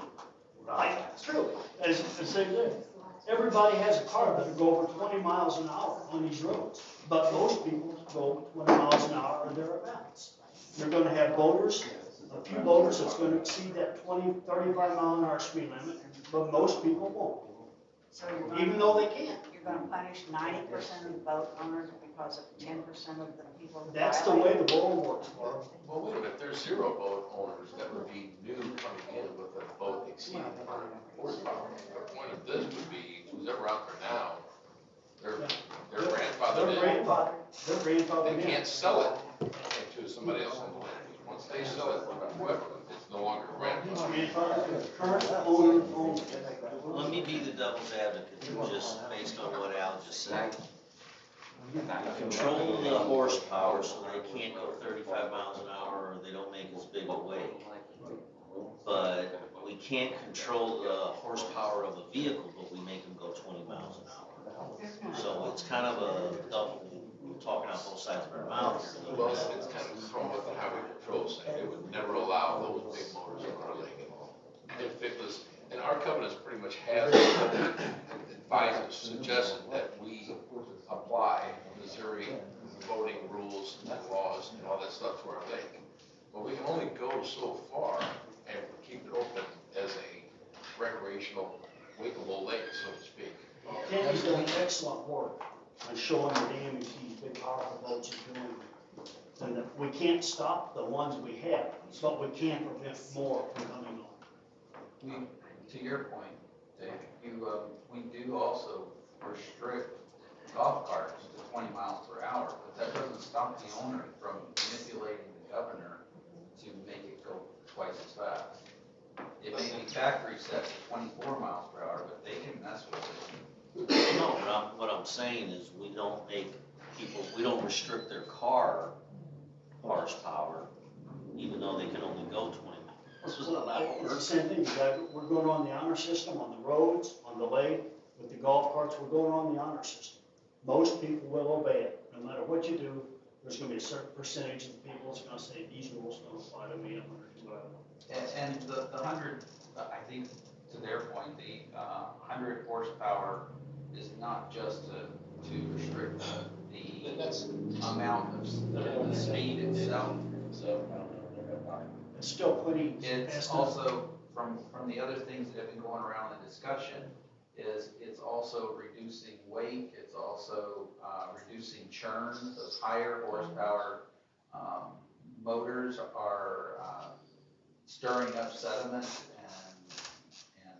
and basically negating all of our water treatments and disturbing our fish population. And it does So take care of the inboard motor issue That too. would nullify the right to be. Like I Carlisle don't, Lake. well, Illinois. yeah, I mean, we're voting on it to put it on the ballot. I don't think Yeah. all of this is gonna go fly, but Adam, your question? No, you can't control someone's behavior by controlling the horsepower, right?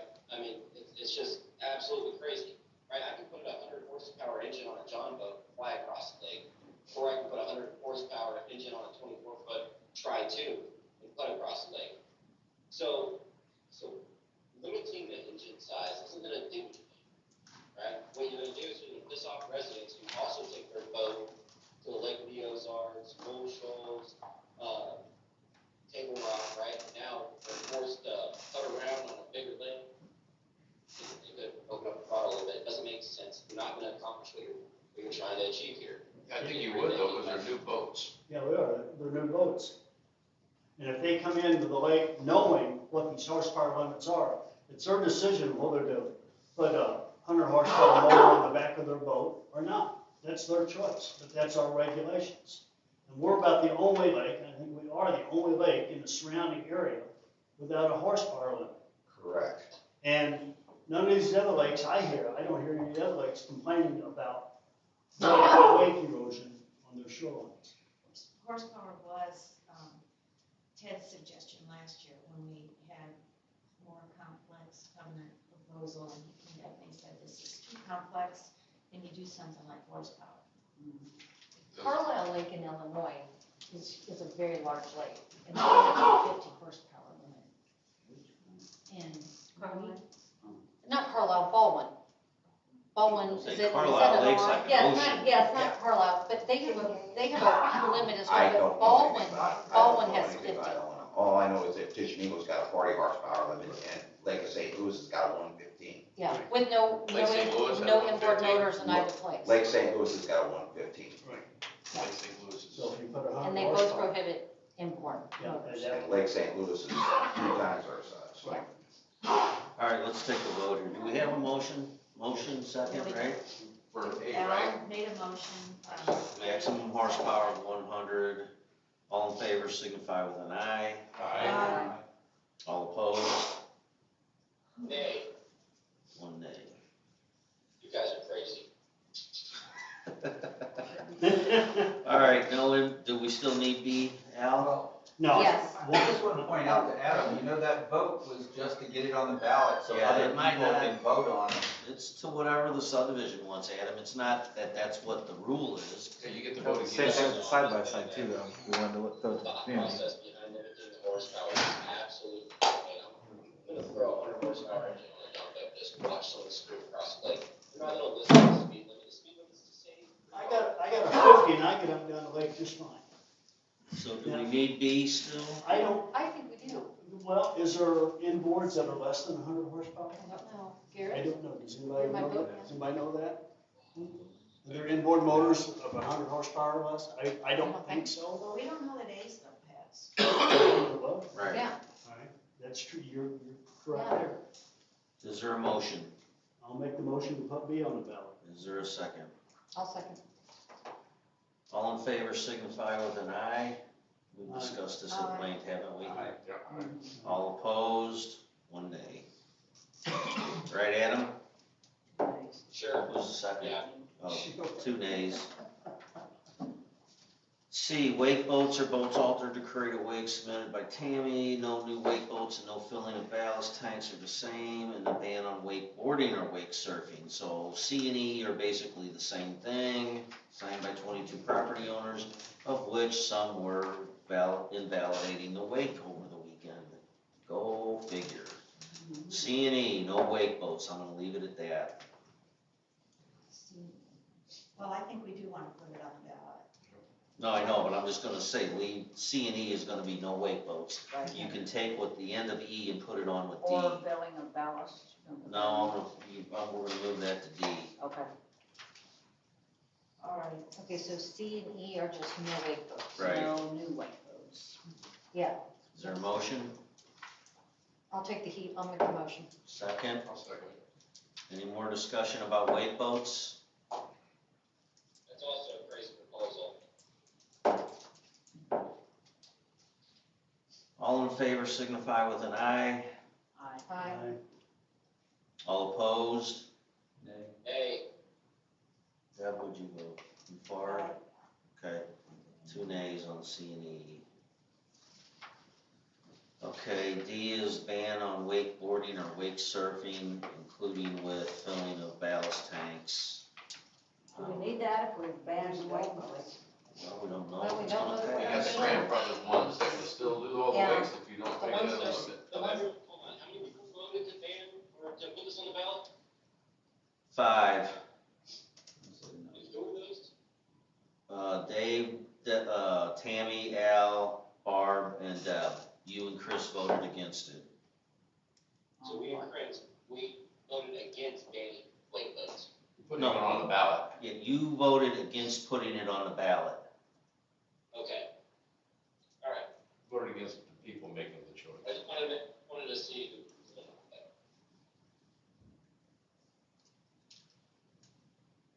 that. So D is the ban on wake, the wake of, the type of wake, Wake waking or enhancing whatever. equipment, isn't that correct? Yeah, What it boils down to is add to section 1H of the Raintree covenants, wakeboarding or wake surfing is prohibited on any lake in Raintree Plantation subdivision. So we're talking about the behaviors now, not the equipment. Can I make a comment on that? yes. I would say, I mean, I'm a longtime wakeboarder, skier. You can wakeboard behind any boat I've made without that, creating a large wake. You can wakeboard behind a fishing boat. It's no different than skiing. It's the act of creating the huge waves that we want to eliminate. what about, what's your name? Phil Munsterman. Phil. What I've been told, and I'm not an experienced anything on the wake boats or wake ballast or anything, but, and I made the same statement as well, because I talked to somebody that was a little bit more experienced and said you can make a wake to wakeboard behind on any type of boat. Sure. But what the key is trying to fill these ballast at the back of a boat or these whatever things that make the boat sink in the ground Right, or right. water more. So is that something that we can, I mean, basically from a distance or somebody going around a lake, is that something we will be able to visualize and say, oh, hey, you got a ballast full of water? I mean, Yes. possibly, if you see one of the newer wakeboard or wake surfing boats going 10 miles an hour and it's putting off a 3-foot wave, it's because they've pumped 2,000 or 3,000 pounds of ballast into the back of that boat. And that's what's plowing through the water and creating a big damaging wake. Okay, so being a novice and not knowing anything, Yeah. you know, being around water and lakes 30 years ago, people used to do the same thing with just trimming the motor up and getting the same effect, so. Not really the same effect. I mean, what we're seeing now is multiplied by 10 times probably. Okay, so my biggest concern about this is we now have more wake boats, and I'm not denying that, whatever it could be or would be, but we are not fixing a problem for probably 20 to 30 years. So if we think the dam's gonna fail in 2 years because of this, we're barking up the wrong tree. But didn't you say that we were gonna make D the ballast issue? Right, but if they still have a wake, I mean, I'm gonna be honest with you, yesterday I was out on the lake all day. I was at my dock, I was in the boat 2 or 3 times, and there's boats that aren't wake boats that can go however fast they can go, making way more wake than a regular wake boat just flying around the lake like a runabout. So we are not gonna fix the wake problem anytime soon by eliminating these boats. This may be for these young guys out here running on the board in 20 years. So we can't just tell them that they can't fill the ballast? Oh, yeah, you can, but the wake in general, we're not gonna stop. We may lessen it a little bit, but the water splashing up on the dam was maybe 2 feet tops up on the rocks. It wasn't like banging up. My neighbor's getting more water on his seawall than Dan was. Okay, And my so- point is I don't think you're gonna eliminate the wake in the lake. Because there wasn't none of them out there yesterday wakeboarding. So are you commenting on D? I'm just Or you're just blowing talking? smoke He's just- right now. Okay. Let's move to D. We already voted on C and E, didn't we? Mhm. Yeah, so. you And got 'em. D, the exact proposal for D, which isn't in the overs thing, you have to go to 7D, but is wakeboarding or wake surfing is prohibited on any lake in Raintree Plantation subdivision. And are you gonna grandfather that? The behavior, no. They can still ski behind those boats. Yep. They just can't fill the ballast up. And it's once again, Okay, it goes, now it you're goes, saying it goes ski, back to I just what said other wakeboard. lakes, it goes back to what other lakes in Well, the is St. Louis area wakeboarding have got these about, things. I mean, what is wakeboarding? That Is means like- when you got a big enough wake, you And don't, then as you Bill don't said, even have a you road pretty much where go you to ride any on size it, wave, you I ride on suppose. board. You know, that's- No, that's Slow wrong. line. You create a curl and you sort of. So it's not a personal water attraction? No, It it's is a just behavior. a toy that you're using with your. No, it's just a behavior. It's an activity. It's like skiing or Well, you're tubing. telling us. They even call it like wake I can open planing. the surf And feed. there's wake surfing. Yeah, there's wake Where surfing. you don't, you're not attached. There's. So the Well, behavior. to Phil's point, he could have a fishing boat and still a wakeboard behind it, you're banning that ability. That's Then what this if he fellow has did. if he has a tracker out there and he is creating a wake behind it, it is nothing compared to the wakes that are created by those Well, boards out that there. is not what this Yeah, it says. just says the wake. has Yeah, nothing- exactly, yeah, this is just stopping the behavior. Right. So they wouldn't be able to do it behind a bass tracker, they wouldn't be able to do it behind a Supra, they But wouldn't be able to if do the it bass behind a tracker tracker. is not a wake boat, so why do we care if they're wakeboarding behind a bass tracker? Well, But because that's what D is banning the activity. But what does that hurt if it's not on a wake boat? We're just saying, do you want D or not? How do Yeah, you because- define the difference between skiing and tubing and Surfing. wakeboarding? You can't. Because Well, I mean, physically, you can tell, holding but onto a rope who's and to one say you're not. what wake is bigger than the next wake? Oh, it's pretty obvious. I had waves, Again. I had waves up over my deck this weekend, or Sunday night, not from wake boats. Yeah. Just from ski boats. yeah, So- general activity is bad enough. If you're only banning, if you just want to get rid of wake boats, I think, you can still wakeboard behind a ski and I boat. think these other ballots address what they're, because if you read the whole the whole whereas parts, they're concerned about the large wakes. Okay. And so they're making, it seems to be, they're making this motion in a way to just stop that activity from the wake boats. But I think with these other ones going on the ballot, this may not even be necessary. Well, I'm thinking, what is the harm in wakeboarding if you're not doing behind a wake boat? I think my Yeah. point is that this would not be necessarily to put on the ballot, since we've already eliminated the wake boats with the other ballots. That's what I'm thinking. So, Because you can ride a wakeboard behind a ski boat or a bass boat. But you can put devices on a ski boat or on a fishing boat that that will have will to be still addressed. create a 3 or 4 Outlaw or the 5 foot devices wave. then. Hang on a minute, some of them come built in that way. Yes, Adam? There's also a reason why people use wake boats, and they have different types of engines, right? Because you don't want to get chopped up by a blade all the time. So, not saying that happens, but it's a safety thing as well, right? So basically, we're saying, no, you have to go behind an outboard engine. And there's a reason why people do that. It's a safety hazard. Well, then you can vote Well, to they- to ban the wakeboarding and wake surfing prohibited. So, You can put that on the ballot. Yeah. What other lake? And Around wake with 12 inches, Dave, are you gonna swim out in the lake with a tape measure and make sure that no waves goes over 12 inches and that they produce a big wave and you're gonna call the wake police and they're gonna go take a bit? I mean, Oh, they're calling the wake police now, starting at about 8 a.m. every day. ridiculous. Yeah, I agree. The amount of phone calls I get is ridiculous. Start sharing those calls. Okay, where's all the evidence that the county countless hours and nights that you spend comforting homeowners about the loss of their shoreline. You didn't present any formal complaints. We don't have anything that we're basing this off of. But why don't we just stick with these motions here instead of getting off on that? You got the motion to prohibit wakeboarding or wake surfing. Or we're contemplating having a motion. Well, yes, To ban the activity is what D is. Which you're saying behind any boat, or jet ski. Well, I that's seen a what jet this- ski. I'm not, that's that's what this motion right what it says. says, I The guess. large waves can be damaging to property owners. My opinion is this probably would not be necessary if these other ballots pass. Because we're Well, already they all banning. pass, then you have banned wakeboarding and wake surfing behind everything.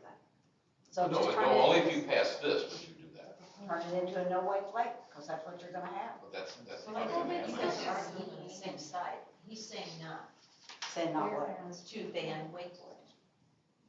He's saying that if the other one passes, you wouldn't need it. Right, because I think the proposal is talking about large wakes, large wakes, large wakes. They're talking about the wakes produced by wake boats, which are gonna be banned if this passes. So wakeboarding and wake service prohibited on any lake or Raintree subdivision would probably not be necessary as far as eliminating the big waves, because that's already gonna be done with eliminating the wake boats. Okay. And that way, to Mr. Munsterman's point, if he's got a John boat and somebody's wakeboarding, I don't know if it's a good idea, but I don't know that, it's not the same thing as the wake boats. I don't know what the Schwantners meant, but that's not. But, That's crazy.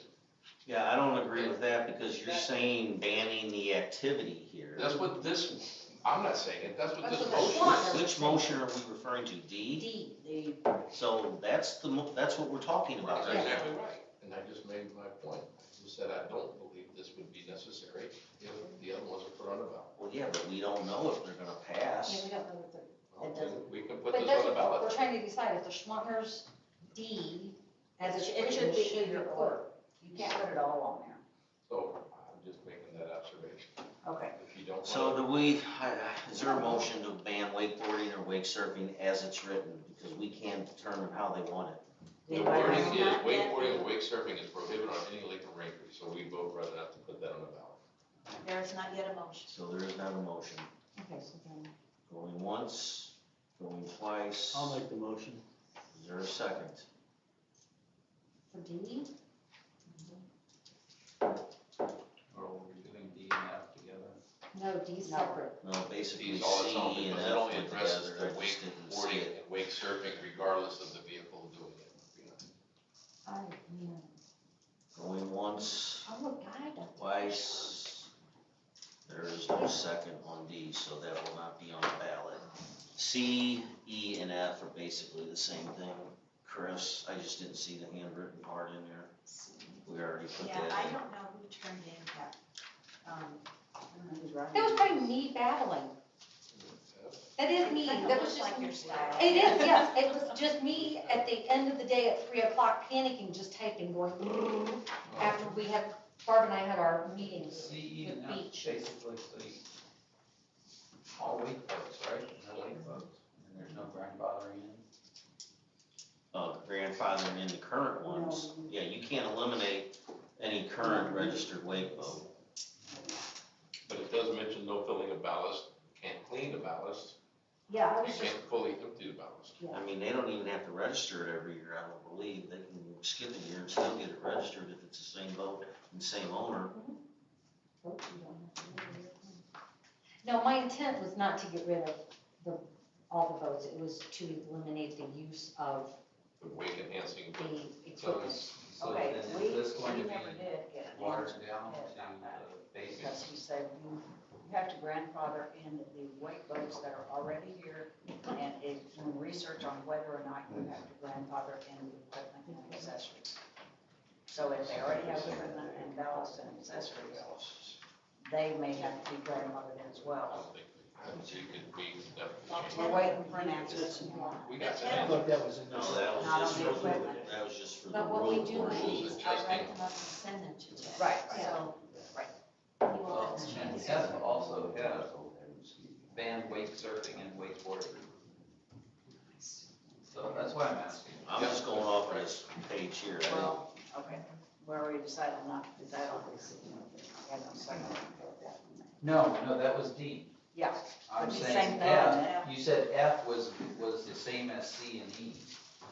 I didn't say. Based on the first page it is. He said Tammy, that. I don't even know exactly what F is proposing. No, it was just literally at the end of the day when we were finishing up our meeting and I was trying to beat the 3 o'clock deadline. Should we ignore F? I don't know, I don't, What is F? It's a Policy lot of to thought. eliminate it is a lot of bullet points. I think, Haven't we already dealt with these? yeah, we kind of have in all the above. This one has also altered with waste enhancement products. Which is what we Using did. rider weight distribution for the purpose of displacing water, so that's behavior. And ban, down at the bottom, it's got ban wake surfing and wakeboarding. So this one is, We kind of dealt with that already, I think. no, I'm just thinking it includes it. Okay. Something we said we weren't going to put out there, this also has it in it, so that's why I'm trying to. But Oh, E, what 7E is F? doesn't, I don't believe. So F, we just, The one that's got all the signatures on it, though, that's Yeah, 7E. that's, and that was put with C and E together. Okay, that's what we go with. I will entertain a motion to adjourn. Second. All in favor signify with an aye. Aye. All opposed. Meeting adjourned 10:40. Open forum. Anything, Derek? Anybody left? Nancy? I have a quickie, Deb, I saw Betsy come up and talk to you, okay, because she asked me to tell you that, and then she went up and told you herself, at 5 o'clock, not 6. the boat parade, the HOA boat parade is at 5 on July 4th, not 6th. Okay, so anybody that's still I don't know listening, what that boat is. parade on July 4th is at 5, not 6. Anybody? Now you've got, John Irvin says if we're gonna waste time on rules and censures, can we get a monthly accounting of issues and collected censures? There's one report of. And we'll have that at the next meeting. But we're gonna probably have a bunch more coming in tomorrow, so I'll wait for the end of the week or so. So we got stacks coming in every week. That's all we got. We have one person. Kent, you got something? I have several, I know at one time you were limiting people to one question at a time, but I'm gonna. It's 10:40. Okay, What you all right, got? I know, okay, first off, when I got here, some of them are real small, a little bit, but when I got here today, the gate was across That's the. my fault. I The little thing, apologize. okay, I meant to all right, do that. I just was getting, leave that open for, okay, all right, good enough. The speed bumps, we were talking about, you guys were talking about speed bumps, and people were crabbing about the speed bump, like right before the stop sign. I thought it was a great thing, because then they had to stop, but that was just something else. I did have one, let's see again here. Oh, Dave, on the office report, you guys got recording new boundary line adjustments. What is that? Is that I for think like that's mainly people easements and? buying up these tax lots and then joining them together. Okay, all right, okay, that was just, then Deb, back in, I had something here, back in, I don't know, earlier in, a while back on one of your, wait a second here, you had your tips and tidbits and on one of the things, and it was, what do you do with your leaves and grass clippings, and it says, do you mulch, do you do this, and it says, then you have, well, don't dump or blow your leaves in the grass, don't do this, don't do that, don't do this.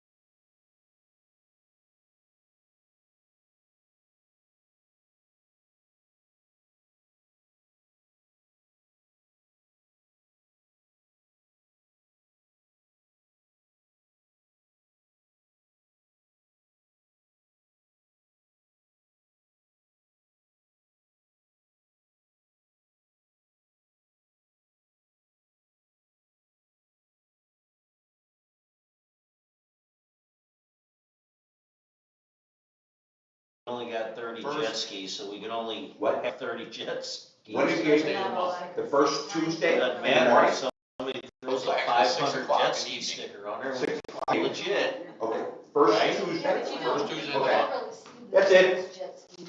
What, I didn't hear, I was Tuesday. asking when the next ACC. oh, And we have a schedule for the first 2 of the months. Instead of having 2 a month, we just have the one because we're doing weekly approvals via email. That really kind of just accidentally ran into going by from the pandemic, but it's so efficient now, if we stop, we're gonna get big black backlogs. You know, because we're able to do an agenda every week instead of twice a month. So it makes things quicker and easier. So I just had one thing to address. Phil Munsterman, I live on West Vista, I've been here about 5 years, and I've already talked to one of the board members about this. I have a pontoon boat, a jet ski, which if your rule goes through will be worth a lot of money before the end of the year. But I've also got a kayak and a paddleboard, and I got a new kind of toy I was messing with on the lake. And before I had a chance to come up and investigate what kind of sticker I needed to get for it, somebody shot a picture and a video, and I think inquired about it. And Dave, is it okay if I say you called it? So Dave called me and said, hey, we kind of talked about this, and we kind of think it's like a personal watercraft, and it might not be allowed out here.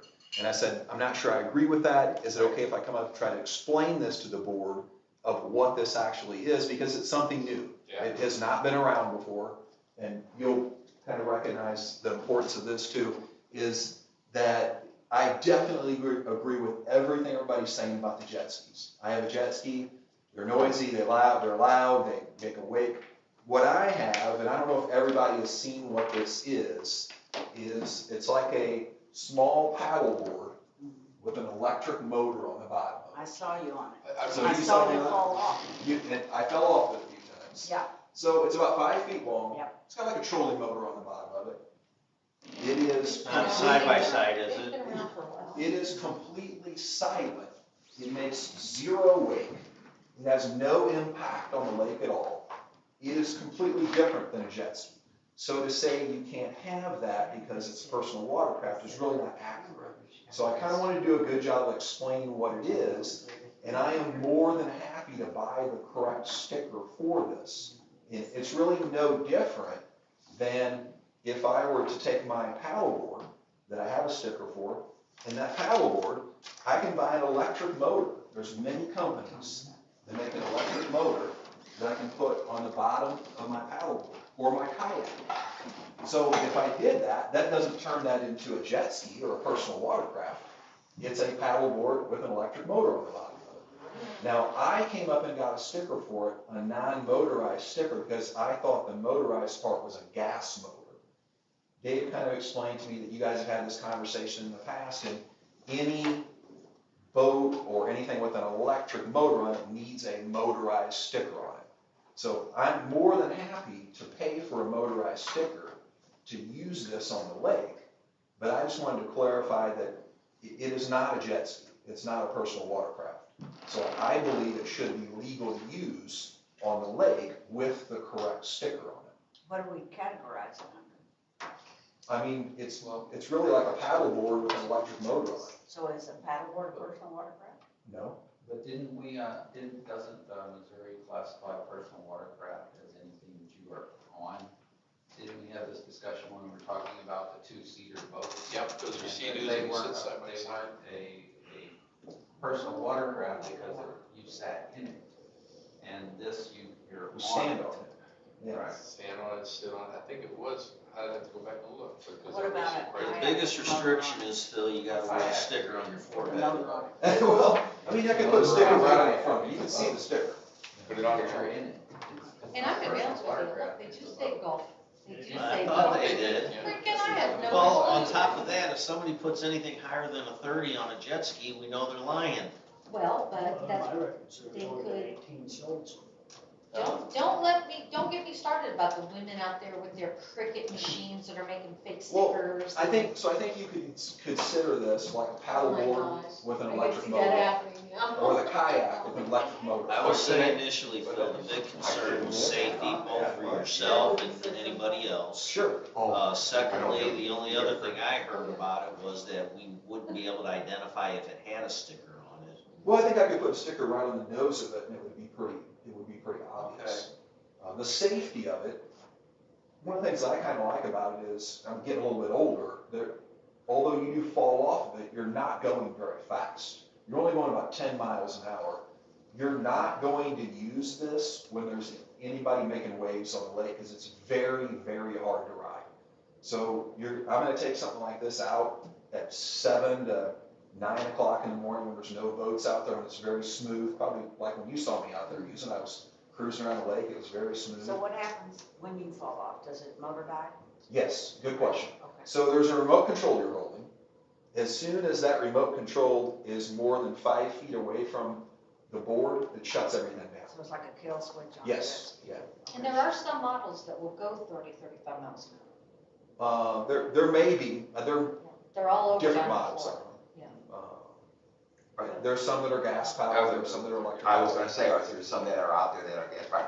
I wish that when we had to just, when we legalized golf carts, I wish we said electric vehicles. Yeah. Yeah. Because then you wouldn't have some I of this. know my wife ran out of electric twice in this place. Yeah, I know, yeah.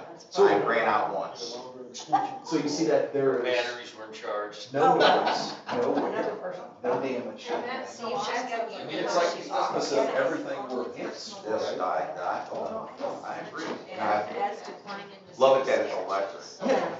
In the service You area. charge the battery Because, well, that way, you can't govern it. Govern it down. Dave, I've said this once before, and Mr. Munsterman, sorry. Yeah, go ahead. When, years ago, they didn't have open forum, and the people out here were not allowed to talk. We were just allowed to listen to what the board said. Every once in a while, they'd ask us, to tell us about something. Anyway, they decided to do the open forum, that it would be nice so that people, if they had something to say, they could do it. But they specified whatever was said in open forum would be addressed at the next meeting. That the board did not have to give you an answer now, not that Oh, you're I'm not looking asking for an answer right now. I know Not this that is you're something you'll asking probably for. talk about. But it stopped all of the conversation and everything that drug things on, because you guys could talk amongst yourselves and whatever. Yeah, So, people who demand, and you're not, I realize that, but people who demand an answer from you guys, well, I told them such and such and they wouldn't answer me. You can't be expected to give an answer right away. So, I just thought I'd throw that out. Thanks. I mean, I know Deb takes all of it down. One thing I think. The stuff that we can't answer, Nancy can try to. If it doesn't, if we don't know, I'm not gonna answer So, what I don't know. Yeah, But good this is question. a I good, called perfect Water example. Patrol out Lake of the Ozarks, where I know they have these, and they said they look at it like a paddleboard. You don't have to have a sticker on it, it doesn't have to be registered with Missouri. So that's what he said, he said they look at it. Well, Thanks, what y'all. I'm saying is, if you can find something. Right. Thank See you you guys. guys. Thanks. And I don't know what our score was because Classifies that I as some came type up here of real letter. fast.